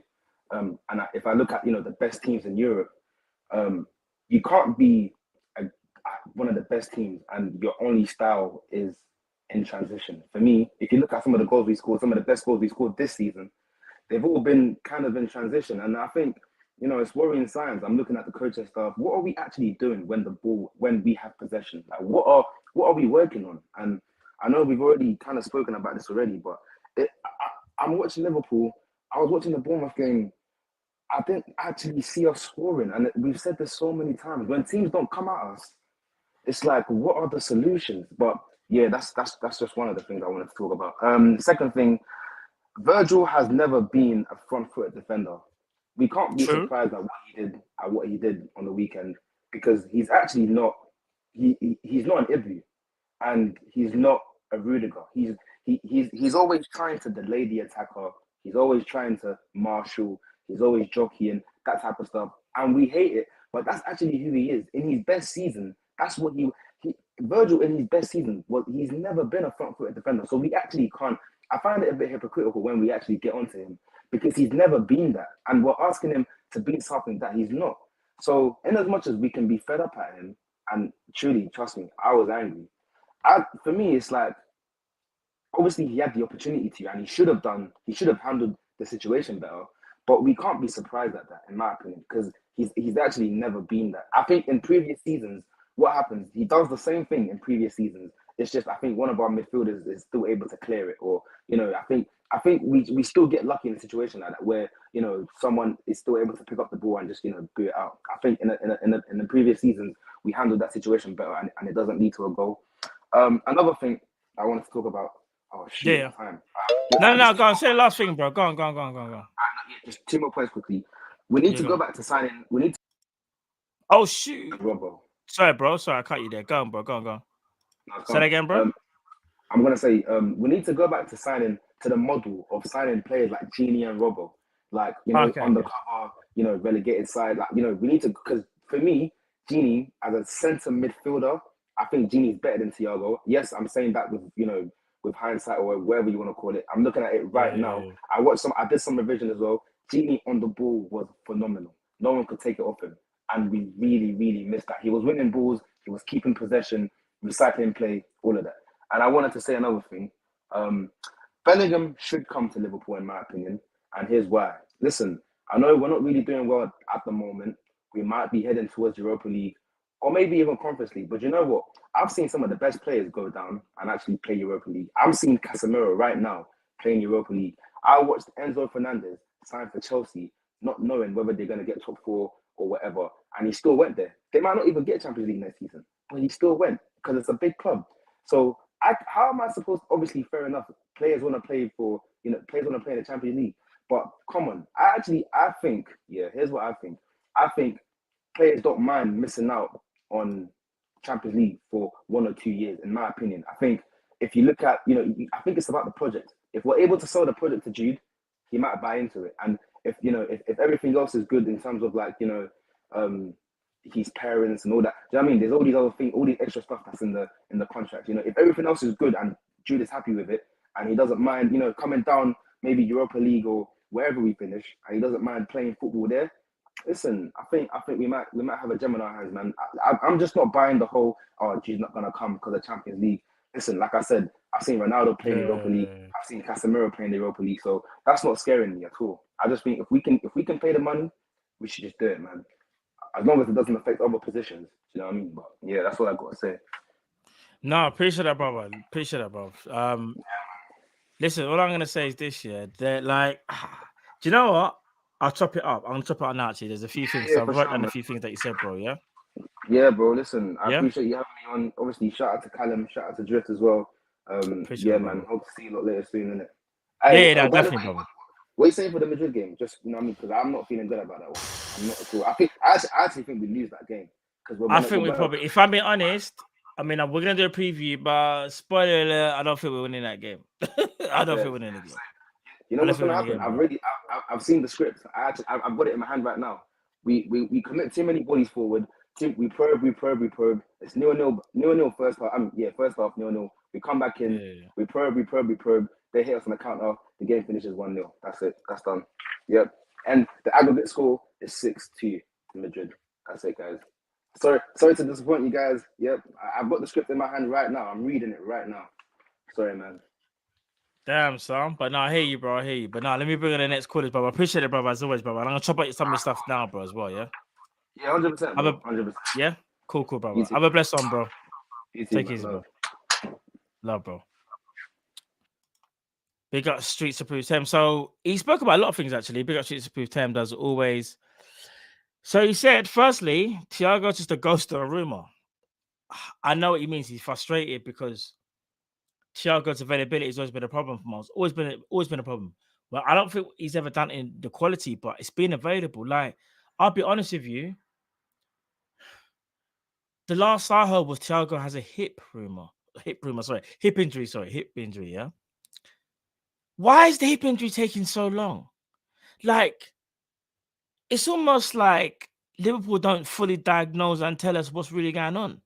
The man has a hip issue and is out until we don't even know when he's back. So I understand that. It's frustrating. He also speaks about transition in terms about how we only seem dangerous on the transition. We don't really seem dangerous when we're in possession. And I understand that as well, because it seems like we're only ever dangerous when P&P, pace and power, running at teams, counter press or press, get the ball back. And then we're running and then caught a team off guard. They're not fully set up. Like, bro, what about when we're in possession? I want to see more combinations of play. Big up Jamrock, big up Weena. I think both of them said, I think even the last game or the last week, they were talking about how Liverpool kind of needs to be more unpredictable, innit? Like, because like the way we play sometimes is like straight lines and like things are just so direct. And that's our problem. You know, Football Manager, where you can go direct and fluid. We are literally direct. And there's too many times I've seen likes to cross early. I ain't even saying no names, but likes to cross early. I've seen that too many times. Spoke about also Virgil van Dijk, big up Streets Through Thames again as well. He spoke about how he's never been a front-footed defender. I agree with that. However, He might not be front-footed by nature, but there's times when he needs to be. Let me give you an example, and I'll show you when he's done it, yeah? And Shit's terms will probably agree with me as well. Do you remember that duel we had in 1819 with Adama Traore when we got caught on the break? Adama Traore kicks it and says to Virgil, I'm kicking this ball and I'm gone, you know. What are you saying? If that's the Virgil of today, he's like, fam, Robert, you deal with that. Back in 1819, he ran after him, chasing down and won the ball. He was faster than Adama Traore in that little mini race they had. That's the Virgil that I remember. Look at the game against Tottenham against Harry Kane when he man-marked Harry Kane out the game. I think it was 18-19 again in the league. Harry Kane done nothing. Look at the Virgil that when we had the counter, when Spurs countered us again, remember when it's Sissoko and someone else when they had the 2-on-1 and Virgil had to make a decision who to go to? That's the Virgil I remember. Virgil ain't doing that now. Virgil's sitting back, waiting, hoping that someone can help him when he had to make a decision. That's the difference. It's split decisions. It's knowing when your body can and can't do something. And I feel like he knows and he's kind of accepted, I can't do stuff I used to do anymore. But that could be just me. Model of he spoke about wants to bring back the model of bringing players like Genie and Robert. And I hear that. I think those players, they are, listen, Gini Wijnaldum has always been underrated, personally for me, always been underrated. I think when he left, some people were like, oh, I'm so glad Gini's gone. Like, and I was like, bro, I don't think you understand. Like, Gini, in my opinion, Gini's probably the best midfielder in the Klopp era. Probably the best midfielder in the Klopp era. He was the ultimate Swiss Army knife. He was the crime partner to Fabinho that allowed Fabinho to do what he needs to do because he done a legwork for him. He was the crime partner for Henderson. He said to Hendo, don't worry, you dictate, I'll run off the ball, make them runs, Barcelona. Bro, Gini Wijnaldum was everything that we needed in a midfielder for the way how we wanted to play. We miss a midfielder like that. That's so crazy. Because people can say, oh, Gini Wijnaldum was just pacing power. Bro, Gini Wijnaldum has tech, bro. Had tech. And Streets terms is right because Gini Wijnaldum, you can't get a ball of him. Ball retention was mad. He might have had the passing range of Thiago, but ball retention. So when we're getting pressed, give the ball to Gini. Gini will protect it and go and do what he needs to do. So, yeah, man. And last but not least, he also spoke about Bellingham as well, saying how Bellingham should join. Bro, it's true. Bellingham should join. Here's the thing. I think I said it to one of the other callers earlier on. If this was last season, Bellingham looks at us as like, I'm definitely joining. So I'm hoping that he gives us a blam. It's like, this is just a blip in the system. The only problem is, though, is that the reason why we're all here today and we all got our gripes and we all got our concerns is because we're a little bit worried that it might be a little bit deeper. But I hope that we're all wrong. And I hope that Bellingham does this thing. You know what? Liverpool just had a bad season. So I trust them. Going forward, I know what their plans are. Rare man will still join. So let's see what happens there. But yeah, we're down to the last few callers. Let me bring on the last few callers. Mike, you there, bro? Yo, what's going on, man? How are you? I'm blessed, bro. Yourself? I'm doing good. All things considered. Yeah, I was gonna say though, Mike. I mean, everyone's been, telling everyone how they've been feeling about Liverpool as a whole. Like, what's your thoughts on Liverpool, bro, as things stand right now, bro? I think that everyone's kind of ignoring the root of the problem. We're all just pointing blames at players. Virgil van Dijk, Mohamed Salah, which I understand, but these are all products of a system and a system that's not working. And we know it's not working because when teams actually play against us, i.e., we only had one loss in the group stage. We won every other game against top-tier European talent, except for Rangers, but whatever. We've only dropped points against Chelsea and Arsenal when it comes to the Big Six. We've beaten Spurs away. We beat City at home. I'm sorry, we also dropped points against United, but I still think that Rashford was offsides. And at the end of the day, it just comes down to the fact that we've never been able to play possession football. We weren't able to do it last year. We weren't able to do it earlier this year. The majority of our chances come from transition play or counterattacks. Man United is the perfect example. We went up 3-0 on counterattacks, and then they gave up. So the breaking down of the team was a little bit easier. But it comes down to Klopp is not putting these players in a position to perform at their best, right? Like we're overlooking that we had two 19-year-olds in midfield against a Premier League side. Like Bournemouth is not like, yeah, they're in a relegation battle, but they're in the Premier League. Like these are professional footballers.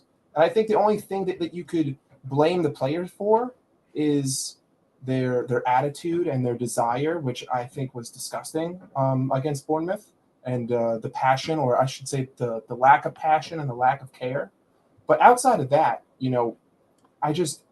it really just comes down to the fact that we're not playing the kind of football that puts us in positions to win against poor teams. We do against good teams because good teams will attack us. And if you attack, you open yourself up to the counter. But if you don't attack us, like Real Madrid did, let's also consider that in the final, Thibaut Courtois had the greatest game ever. But regardless, they didn't attack, right? They just sat back. Yeah, sure, we went up 2-0, but they just waited for us to make our own mistakes. They just waited for us to fumble in possession, and then they hit us on the counter.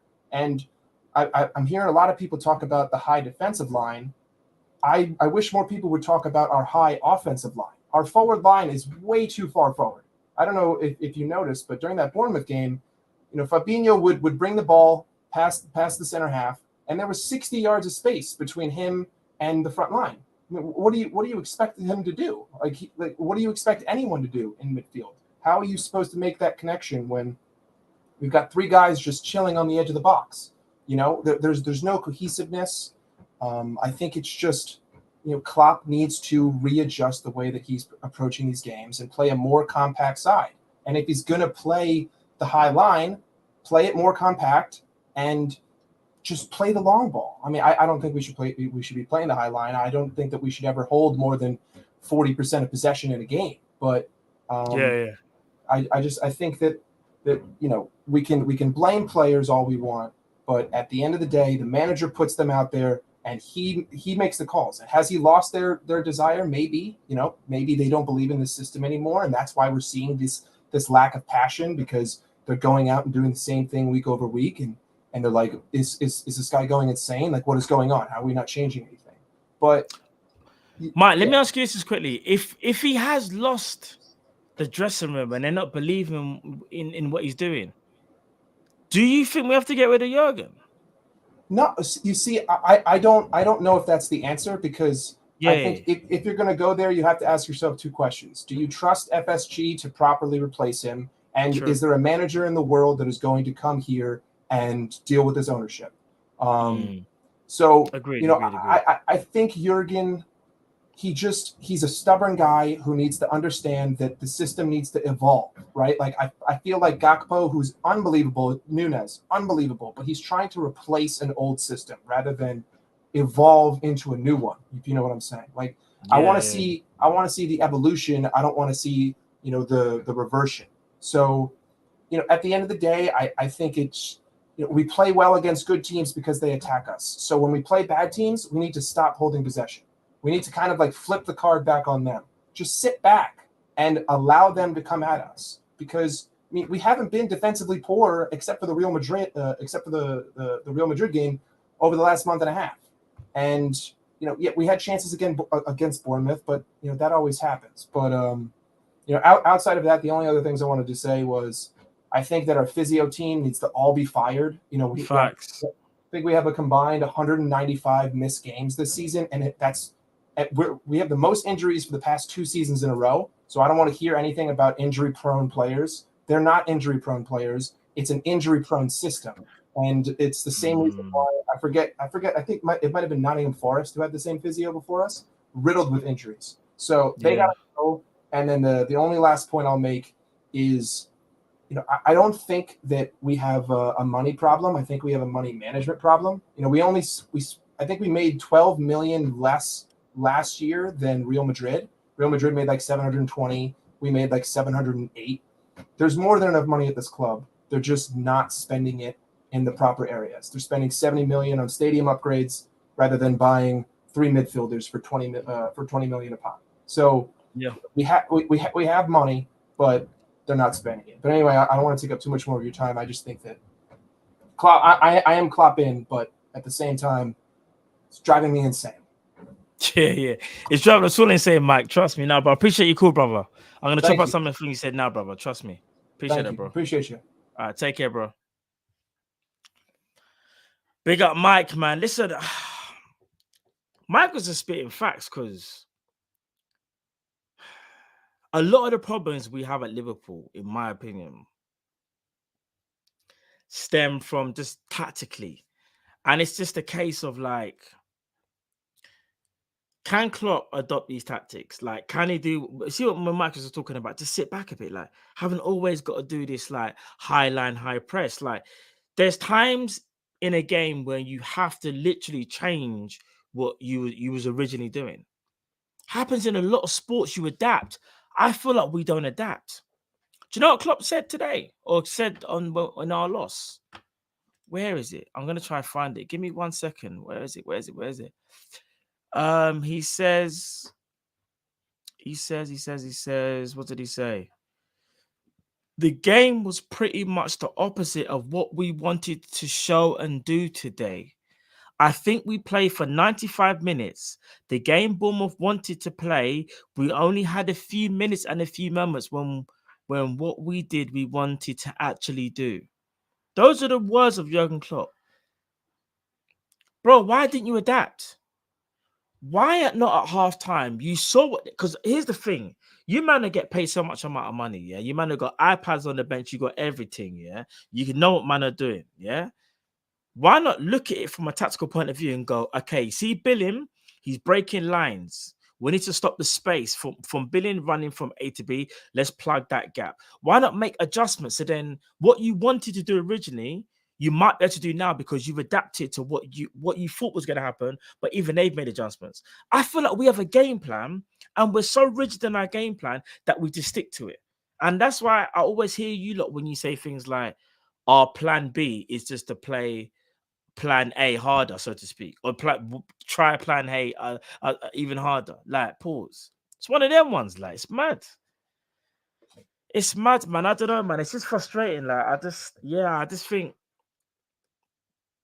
again, like the whole low block thing is a bit of a myth because we've had this problem since however long we've been playing this style of football under Jurgen Klopp.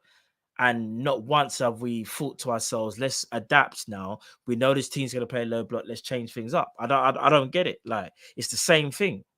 Salah right, thingy left, thing does false nine.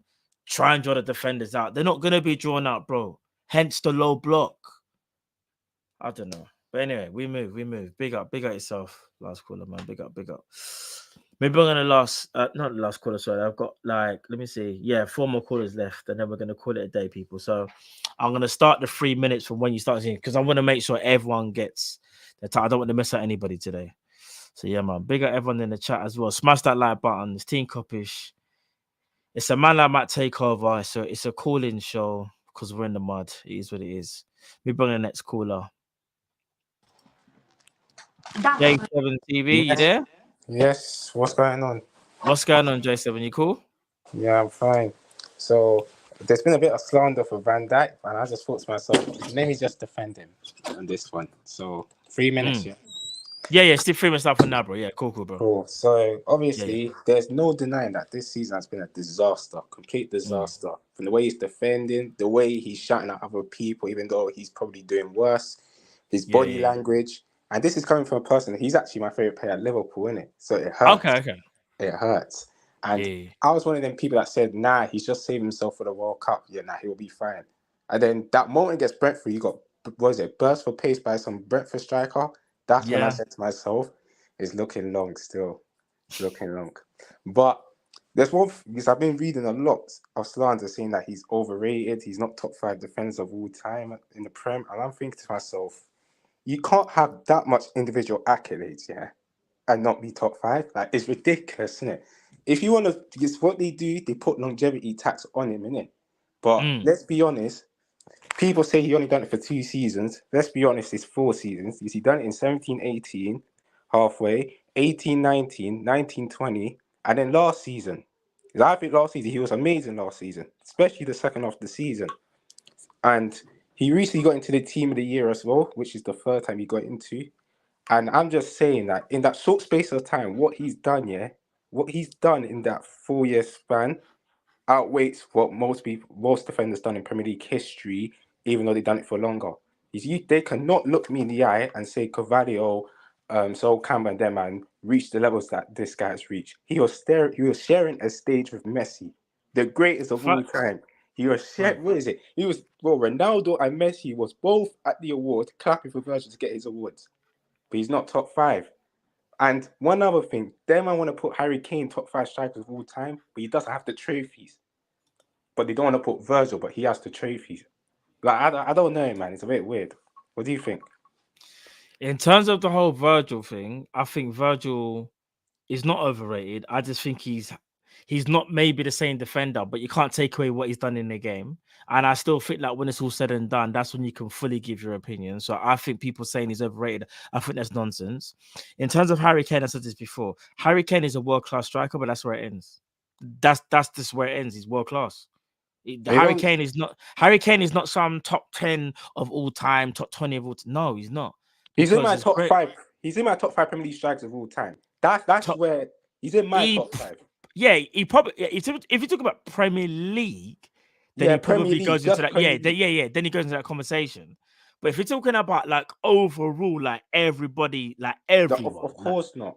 Then no. But Premier League, he gets there. But do you know what it is though with Harry Kane? Again, that's because of like the longevity. I know that they're probably the goals that he scored, but I'll be honest with you. All them goals and still no trophies. Like, and again, I know we shouldn't just say trophies is the be on the end all, but like for you to be rated highly, you can't just be bagging goals and like they don't do nothing. Like they're literally not doing anything, not doing nothing. But bro, when was the last time Spurs were in the final? Bro, the last time Spurs were in the final was, if I'm not mistaken, 2018-19 Champions League against us. Yeah, that's the last time I was in for a major trophy. What happened to Kane then? So I'm actually doing my podcast on my YouTube channel as well, talking about the whole, saying the whole Van Dijk. And I just want to end it off by saying that obviously I don't think he's going to reach that world-class level because we play a high line, innit? So like if he was playing a lot deeper, I believe he'll reach that world-class level because he won't rely on his pace. But because we play a high line and he has to run back, giving his knees, giving away, and he's overplayed, it's looking like a long shot. But thanks for having me on. No, I appreciate that, J7, bro. Appreciate that, brother. And listen, as always, bro, just make sure you come back next. Even drop in on Friday if you can, bro. Drop in on Friday. Yeah, bro. I will. Don't worry. Yeah? All right, then, brother. Take care, bro. Big up. Right, I'm going to bring on the last 3. Unfortunately, Relentless? Unfortunately, I won't be able to get you on. If you, bro, DM me so I can get you on Friday, bro. On Friday. But I haven't, unfortunately, got the time to fit everybody else. I'm going to bring the last 3 callers. You know you are ready. So big up yourselves in the background waiting patiently. Right, we're bringing the next caller. LFC, that way, you there, bro? LFC, that way, you there? LFC, that way, you there, bro? LFC, that way. We might have to let you go, bro.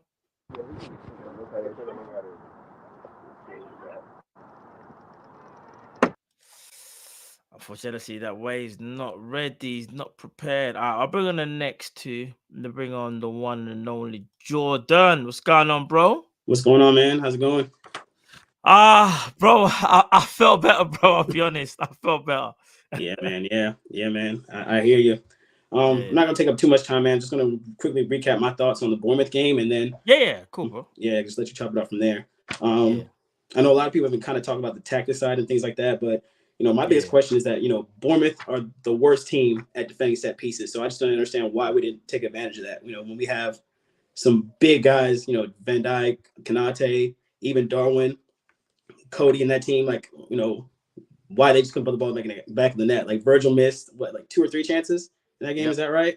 So it's couldn't understand that. The tactic side of things may have been wrong or things like that, but those set pieces, we definitely should have been able to take advantage of that. In terms of low block, for me, the team that he started just didn't make sense to me in order to play a low block. Even if you look at midfield, none of those players, by Sečić, he might be able to, later on, but right now, I really don't see that for him. Elliott, Fabinho, none of those midfielders can break down low blocks. So you knew off the bat we were going to struggle, doing that from the midfield side. Darwin's best game is when he can run in behind. If you sit in low block, he's not going to have the space to run in. So I thought for me, Jota should have probably started, that game ahead of Darwin personally. But Darwin's been on fire, so I can understand why he started from there.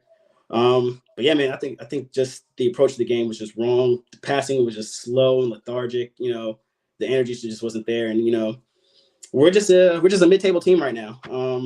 As hard as people may accept that, that's just what it is. We turn up for the big games. Like Mike said, the last caller, I think we only dropped 4 points against the top 6 teams, but everybody else, we've been dropping points. So that just screams inconsistency to me from there. But I'm still positive. I still think we can finish top 4.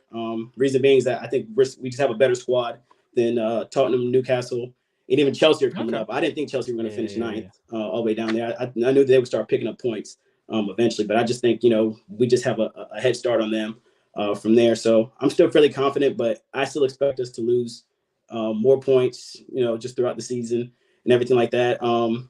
I think the week after the international break is going to be a big week coming for us. We have City, Chelsea, and Arsenal. Yeah. April's crazy, bro. April's crazy. For me, I'm looking at least maybe 6-7 points coming out of those. Don't ask me which games are those going to be because I have no idea. It just depends on what Liverpool shows up during that time. But yeah, man, just let me know what you think of kind of the thoughts from there. But my last point, just on the investment thing coming into the summer. Personally, for me, I think we do have investment lined up coming in for the summer. That just hasn't been disclosed yet, but I think we've identified some people that can help us out with that. So I do still think we're going to have a big summer coming up. Who we're going to buy. I know Bellingham is the big one everyone's talking about. The other midfielders, have no idea. So kind of just wait and see, what that goes from there. Appreciate that, bro. No, I'm going to chop it up right now, bro. I've got all your points, so trust me. I'll chop that up, bro. Big at yourself, Jordan, man. Appreciate that. All right, man. Take care. Yeah, take care, bro. Hopefully see you on Friday as well, bro. Absolutely. Yeah, take care, brother. Cool, bro. Big up Jordan, as always. Big up Jordan. Right, let's get into his first bit. So Jordan was talking about set pieces. I'm speaking about how Bournemouth are actually the worst for set pieces, but we couldn't even capitalize on that. And it's true. Virgil van Dijk should have scored. At least I know one of them got cleared off the line, and the other one, Virgil van Dijk, it was just wide, didn't it? And I was like, bro, you got to score that. He had to score that. I know we got a tug, but you got to score that. And just in general, set pieces wise, we didn't, other than them 2 Van Dijk chances, we didn't really trouble them. We could have done better. So I agree. Midfield, he feels like we picked the wrong midfield. If you look at our midfield selection, though, probably the best we could have went with. But I know what you mean. That midfield was probably always going to struggle against a low block. But the only other changes you could have made from availability-wise was Milner, Henderson, and a potential. Actually, no, Naby Keita and Curtis. Naby Keita and Oxlade-Chamberlain might have been fit in it. I guess you could have threw them in, but Naby Keita's been shocking since he's come back from his injury. Alex Oxlade-Chamberlain, we don't even know what he's even doing these days, unfortunately. So that's another gamble, but maybe that could have worked. He still believes we can get top 4. I'll be honest. After the defeat against Bournemouth, I think the top 4 is done. I know what he's saying in terms of we've got the better squad on paper, but we're not doing that though. We're not playing like we got the better squad. We're not playing like we got a better team. We're too inconsistent. Every time I feel like other teams give us a chance and we're supposed to take our chance, we just slip up and we make a mistake. So yeah, it's just really frustrating. It's really frustrating, man. It's really frustrating. And yeah, he also says as well that he feels like the investment is lined up, and he feels like we're gonna we're gonna have a big summer. I'm not sure about that. I think maybe, but I feel like there might have been more reports strongly linking us with something happening. And I just hope that maybe because of where I live, not in the US, where the news is, a bit slower for us to get, maybe for the people that are in the UK, maybe the US are more privy to that information where, there might be something lined up for Liverpool. Because I'll be honest, at one point I thought it was we're getting investment. We're going to have at least a decent summer, not a crazy summer, but a decent summer. And just nothing happens. So nothing transpires, so to speak, so far. You know what I mean? So But yeah, big up yourself, Jordan. Right, I'm gonna bring the last call of the night. Unfortunately, Relentless. I don't know if you heard me, bro, but unfortunately, I won't be able to get you on today, bro. And LFC that way, I'd have to try and get you on Friday as well. So Relentless and LFC that way, just DM me, bro, on Twitter. It's at Matt Kop-Ish, and I'll get you on for the Friday night show, bro. Trust me, I'll get you on. So last but not least, we bring on the last caller of the night. He's a friend and brethren of the channel. You might see him on our streams, the one and only man. All right, big up, man. What's going on, man? What's going on, bro? What's going on, bro? Still recovering from Saturday, you know. It wasn't a good look for both the players and the manager. Everyone knows my stance. I am not Klopp out, but Klopp needs to sort out some stuff. Just on the VVD thing, I think for me, I don't know whether you agree, I see his trajectory as a centre-back and the age that he's at very similar to what Mats Hummels was when he was at Dortmund after 2014-15. My opinion on Hummels, I think he, in terms of his peak, he was one of the best centre-backs of the 2010s in the terms of, he was ahead of Kompany, ahead of Boateng, arguably the best centre-back when he was playing at the time, at his peak. Integral for Dortmund and both for Germany when they won the World Cup. But after 2014-15, when he had an injury and where his pace started to decline, he started to become a lot more suspect defensively. He still had a decent time at Munich. He's obviously won a lot of Bundesligas and a couple of DFB Pokals, but like he was never the same player. And I see the same thing with Van Dijk. Van Dijk can't do the high line thing no more. And the one thing that really bugged me about Bournemouth wasn't the fact that it was the physicality or the lack of physicality he has. It's the fact that he just stopped, very lackadaisical, very lazy, about nonchalant, and I don't like that in his game. Like it's cool to be confident and being dominant within your position, but being lazy and arrogant about stuff, like nah. Not for Liverpool, not for a top team. And Klopp has to bear a lot of criticism for Bournemouth as well. Obviously, hindsight is such a great place. And you think looking back, you're looking at midfielder Bajcetic and Elliott. It weren't going to do much. But the only one I probably agree with was Fabinho and Elliott. I only felt the fact of Elliott was that, bro, this is your chance because the Bournemouth pitch is not that big. And it also allows him to be the way we're going to play. It allows us just to focus on the final third kind of phase. But once we didn't get any form of control in that game, he was absolutely bodied by Phillips, by everybody, and become so lightweight. And on that high line thing again, the thing with the high line works when when we are in the ascendancy. That's true. Because when we get the ball, recycle it back to the centre backs and we go again, it works like that. But the problem is when we're not on the ascendancy and the opposition is starting to get a little bit of a feel of the ball and our press isn't good, we become so open. And no offense to Bournemouth's players, like they have what's his name? It was Anthony and Utara. No offense to those players, but they're not technically gifted players. They're not technically technically good players to be in the Premier League. They're gonna, no offense to Bournemouth, they are getting relegated. Yeah, they are, bro. I think they are. Yeah, facts.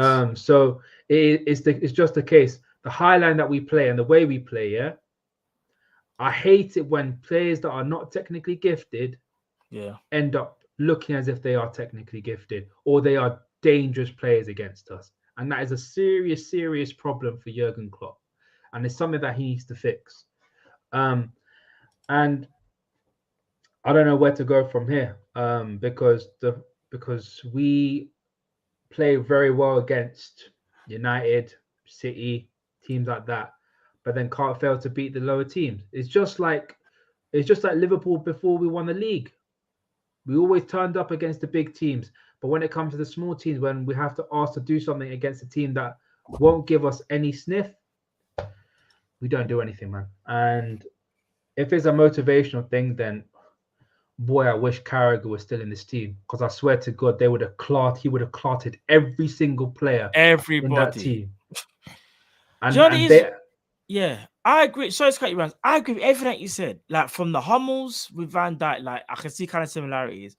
I agree with us being lazy and arrogant in terms of like, I think even Trent, do you know what Trent said? Trent said something like, "Oh, when I look back on the game, it looked like they wanted it more than us." Like, what? Like, for you to even admit that, then the Fabinho and Elliott thing, I think we kind of got caught up with Fabinho's performance against Man United. He's still not Fabinho. He just had a good game, respectfully, because he still can be a good player. He's just, but he's not old school Fabinho. Elliott, I said this from before, and I said, you know what, that maybe that Man United game is the game that he really needed to kind of kick on. But I said from maybe like a couple of weeks ago, him and Curtis Jones are the type of squad players that, in my opinion, they'll never be good enough to kind of be like them key starters for Liverpool. You see, like how Gini Wijnaldum was like a key starter for Liverpool. I don't think Harvey Elliott would ever be like that, you know. Not same player, but just he'll never be able to hold down that centre mid spot for Liverpool going forward. I see you as the future. He's not that guy. Mid? Is he a centre mid? I don't know what he is, bro. If I'm because when I looked at Harvey Elliott's heat map, I don't know if it's enough. No, but I looked at Harvey Elliott's heat map in the United game. He barely played in the middle of the park. He was playing right midfield. But this is what I was gonna say. This is another thing as well, and this is why I say it's tactical and discipline.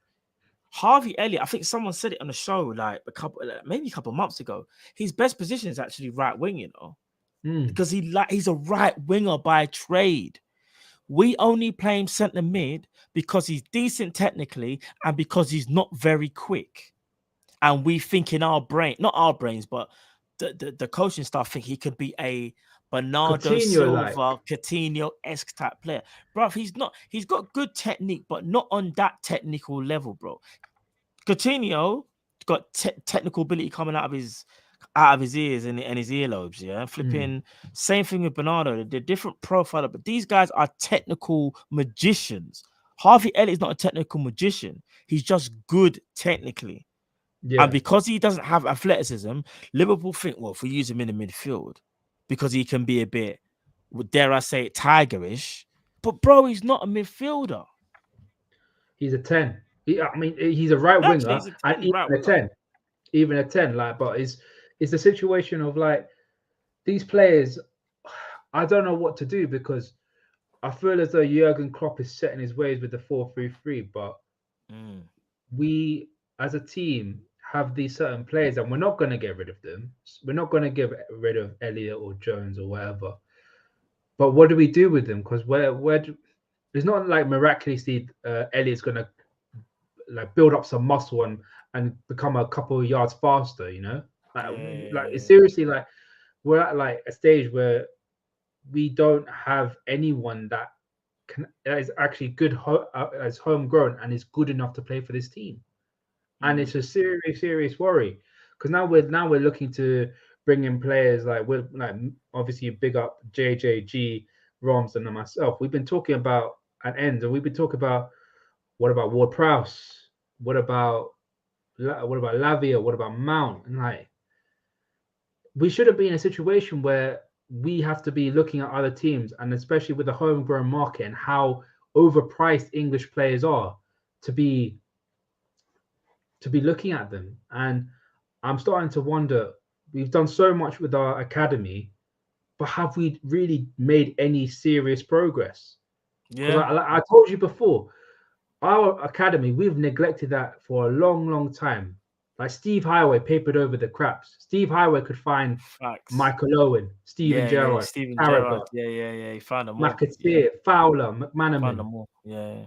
It's like, after when he left, why is it surprised that we haven't found any of those players of that caliber? It's mad, isn't it? It's worrying as well at the same time. There's got to be a lot of work to be done in the summer, and I'm hearing we're going to get 2 centre midfielders, 1, 3, whatever.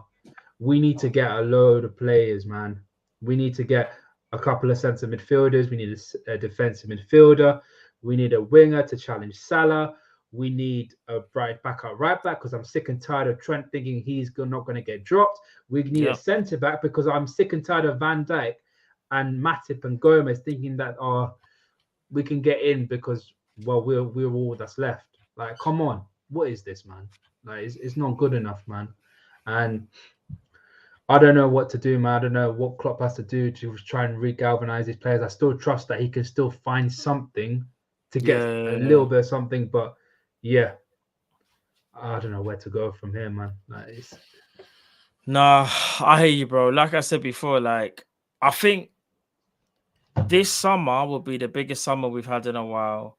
I think it's going to answer a lot of questions in regards to management and players as well. And I think it's one of them ones where we can't afford to get a lot wrong because nothing's perfect in it, but we really can't afford to get a lot wrong. Literally everything has to be spot on, if not perfect. Like we have to, because you got a Chelsea team that's going to obviously be better next season. They'll have Nkunku, they'll have other players as well that will just get that bit more better experience. Arsenal, although I don't think Arsenal will be as strong as they are this season, will still be in the mix again. Man City will always be there. They're going to make signings. Trust me. Ban or no ban, Man City are making signings. Nothing's been done yet. Man United, if they get new owners as well, they're going to... Do you know what I mean? So we have to... I think the rebuild job at Liverpool has gone from we need 2 midfielders or whatever and a centre-back and we can cope to now we probably need, if we're being realistic, and let's say money wasn't an issue, we would need 3 midfielders, a right winger, a right back and a centre-back. That's what we would need. We would actually have to properly go shopping. I'm not talking about the shopping where you've only got a certain amount of money and you have to pick, you can either have this or this. I'm talking about you're going to the superstore, bro. You're going to the superstore. It's open. You got there early. You got your flipping cart and you're ready to go. You got the trolley and nothing's stopping you from buying your monthly groceries, bro. You got to do what you got to do. Like, seriously, man. And it goes back to this. You always use this analogy, right? If you don't clean your room every week and then at the end of the month, you look at your room and it's an absolute pigsty. That's what we are. If we spent just a little bit of money every year, every transfer window, every season, we wouldn't be in this mess. But I don't know who to blame it on because Klopp says one day, well, I believe in these players, but then another day says, well, if I have the relevant players that are available and ready to come in and have the facilities for that, then I have no problem with letting players go. Yeah, because I'm not the most. Because I'm loyal, but I'm not the most loyal. But if he conflict, I'm gonna be honest, yeah. Jurgen Klopp, this is why I worry about him. I do, because I don't know. You see, when he tells us things, does he forget what he says at times? That's the not. I'm being dead serious. Like in terms of he contradicts a lot, and it's like, bro, you say you're not loyal, and even though I don't know whether to believe or not, I think to myself, but you're the one that extended James Milner. I know some people might not like me saying that, but you extended Milner for loyalty. Because really, truly, James Milner's at an age where he shouldn't have to play at right back when Trent Alexander-Arnold needs a rest or he needs to change out, bro. That's just fact, bro. Realistically, we should have someone like a Livramento being our backup right back. Yeah. An actual right back, an actual defender. Yeah, Milner's a midfielder, bro. It's not, bruv. Milner used to be a winger back in the day in his old school days, then turned into a kind of more centre mid, and now Klopp has pretty much turned him into a backup right back. That is James Milner, bro. Do you know what I mean? Literally. But Rams, I'm gonna have to let you go, bro. But I appreciate it, brother, as always, man. Listen, we're all feeling the pain right now, fam. Trust me. Yeah, man. I completely understand you. Real being a Liverpool fan right now, bro. Do you know that? Hopefully it gets better, man. Hopefully it does. Yeah. But no, Rams, make sure you jump in on Friday if you can as well, bro. If you're free, bro. Jump in for the Friday night calling show as well, bro. Yeah, you just message me, brother. I'll be around. Yeah, cool. All right. All right, brother. Man. Take care, bro. Love as always, brother. Cool, bro. Big up Rams as always, man. Trust me, people. People, we needed this frame. Let me go through the supers before I head out. Saswat says, Matt, we better get a 3-star if we do come back. Bro, if we make top 4, 100% I'll do a 3-star. It's not even a joke. because you know what it means. It means I'll be good energy, good vibes, and I'll just find my way. You know what I mean? Uncle Roz, bless up, Matt. I beg you, DM me on the Twitter, please. Yeah, Uncle Roz, I did DM you, bro. I don't know if you saw. I DM'd you. I don't know if you saw that, and I even put it in the chat as well. But I DM'd you, bro. Hopefully you got my message. Sam Max Legends, Matt, have you seen how the Bernabeu look after the refurb? To be honest, Juve wants to play there. LFC can't compete. We ain't getting top four. Matt, table doesn't lie. I haven't seen all the refurb stuff. I haven't, but I've heard it's looking mad. Top four doesn't lie. You're right. We're not good enough to make top four. We have to make our own luck. Until we switch things around, we won't get top four. It's that simple. Got to improve. Can't be inconsistent like that. Sam says, Matt, do you think Jurgen Klopp, Pep Linders? Do you trust Jurgen Klopp and Pep Linders with a big budget? Yes and no, because there's nothing to show you that there's even evidence that it's definitely going to work. But the Gakpo and Núñez signing looks like it's starting to work out now. That's taking time. If I'm being honest, everything's a gamble. Because I think you could bring in another manager and he might choose the wrong signings, but there might be higher fees. So I don't know. If I'm being honest, when it comes to player selection, it's all a bit of a gamble. I'm being genuinely honest. That's not me trying to back out the question. That's just me being real. Hala Madrid says, I'm one of the few people in Madrid are worried. Oh, so okay. So you're worried about the game, bro. You're nothing to be worried about, bro. Trust me. There's nothing to be worried about, man. Trust me. There's nothing to be worried about. Big up for everyone in the chat as well. Trust me. Big up to everybody. Big up Manuel as well. You're always there, brother. Big up yourself, Manuel. Listen, people, today's been one of them ones where we all needed to talk, innit? I hope everyone's enjoyed the call-in show. I know it wasn't the most positive call-in show, but it's one of them ones where, like, we just needed to talk about the issues that we have at Liverpool and just not like gloss over it or just be like, oh, we're gonna be fine. Like, we needed to have that conversation, people. So smash that like button if you haven't already, people. Do you know what I mean? I just felt that we needed it today, man. After that loss to Bournemouth, I don't know, man. It just I don't know. It just made me just think, nah, man. This team, man, is really getting to me at the moment. I can't even lie, man. Do you know what I mean? Start messing up my whole day and that. Like, allow it, man. So yeah, man, big up to every one of you. Trust me, you guys are the ones, do you know what I mean, that was able to make this show, man. So love to you all, man. Trust me, big up to you all. And yeah, we'll be back obviously Wednesday. We won't be back tomorrow, but we'll be back on Wednesday, obviously, for the Real Madrid game. Hopefully we can get a win. I know we won't go through, but hopefully we can get a win just to boost the confidence, you know what I'm saying? But yeah, man, big up to everybody that's in the chat as well. Big up to everybody that's able to join the show. On the panel, for the calling people as well. Big up to every single one of you callers. And for the people that didn't get on as well, just DM me and I'll get one on Friday. And yeah, man, let's try and enjoy the rest of Monday if you still got the rest of your Monday. If not, it will be Tuesday. For me, that it'll be Tuesday in about an hour and 15 minutes or whatever it is. But yeah. But now, people, love it. Oh, got one more super chat. Eastwood Henderson says, watch Liverpool smash Real Madrid this week. Typical Liverpool. Big up Eastwood. I hope so, bro. I really do. Do you know what I mean? I really hope so. I hope so, man. Just reading up a couple of the chats before I go. Drew says, Matt holding it down. Appreciate that, Drew.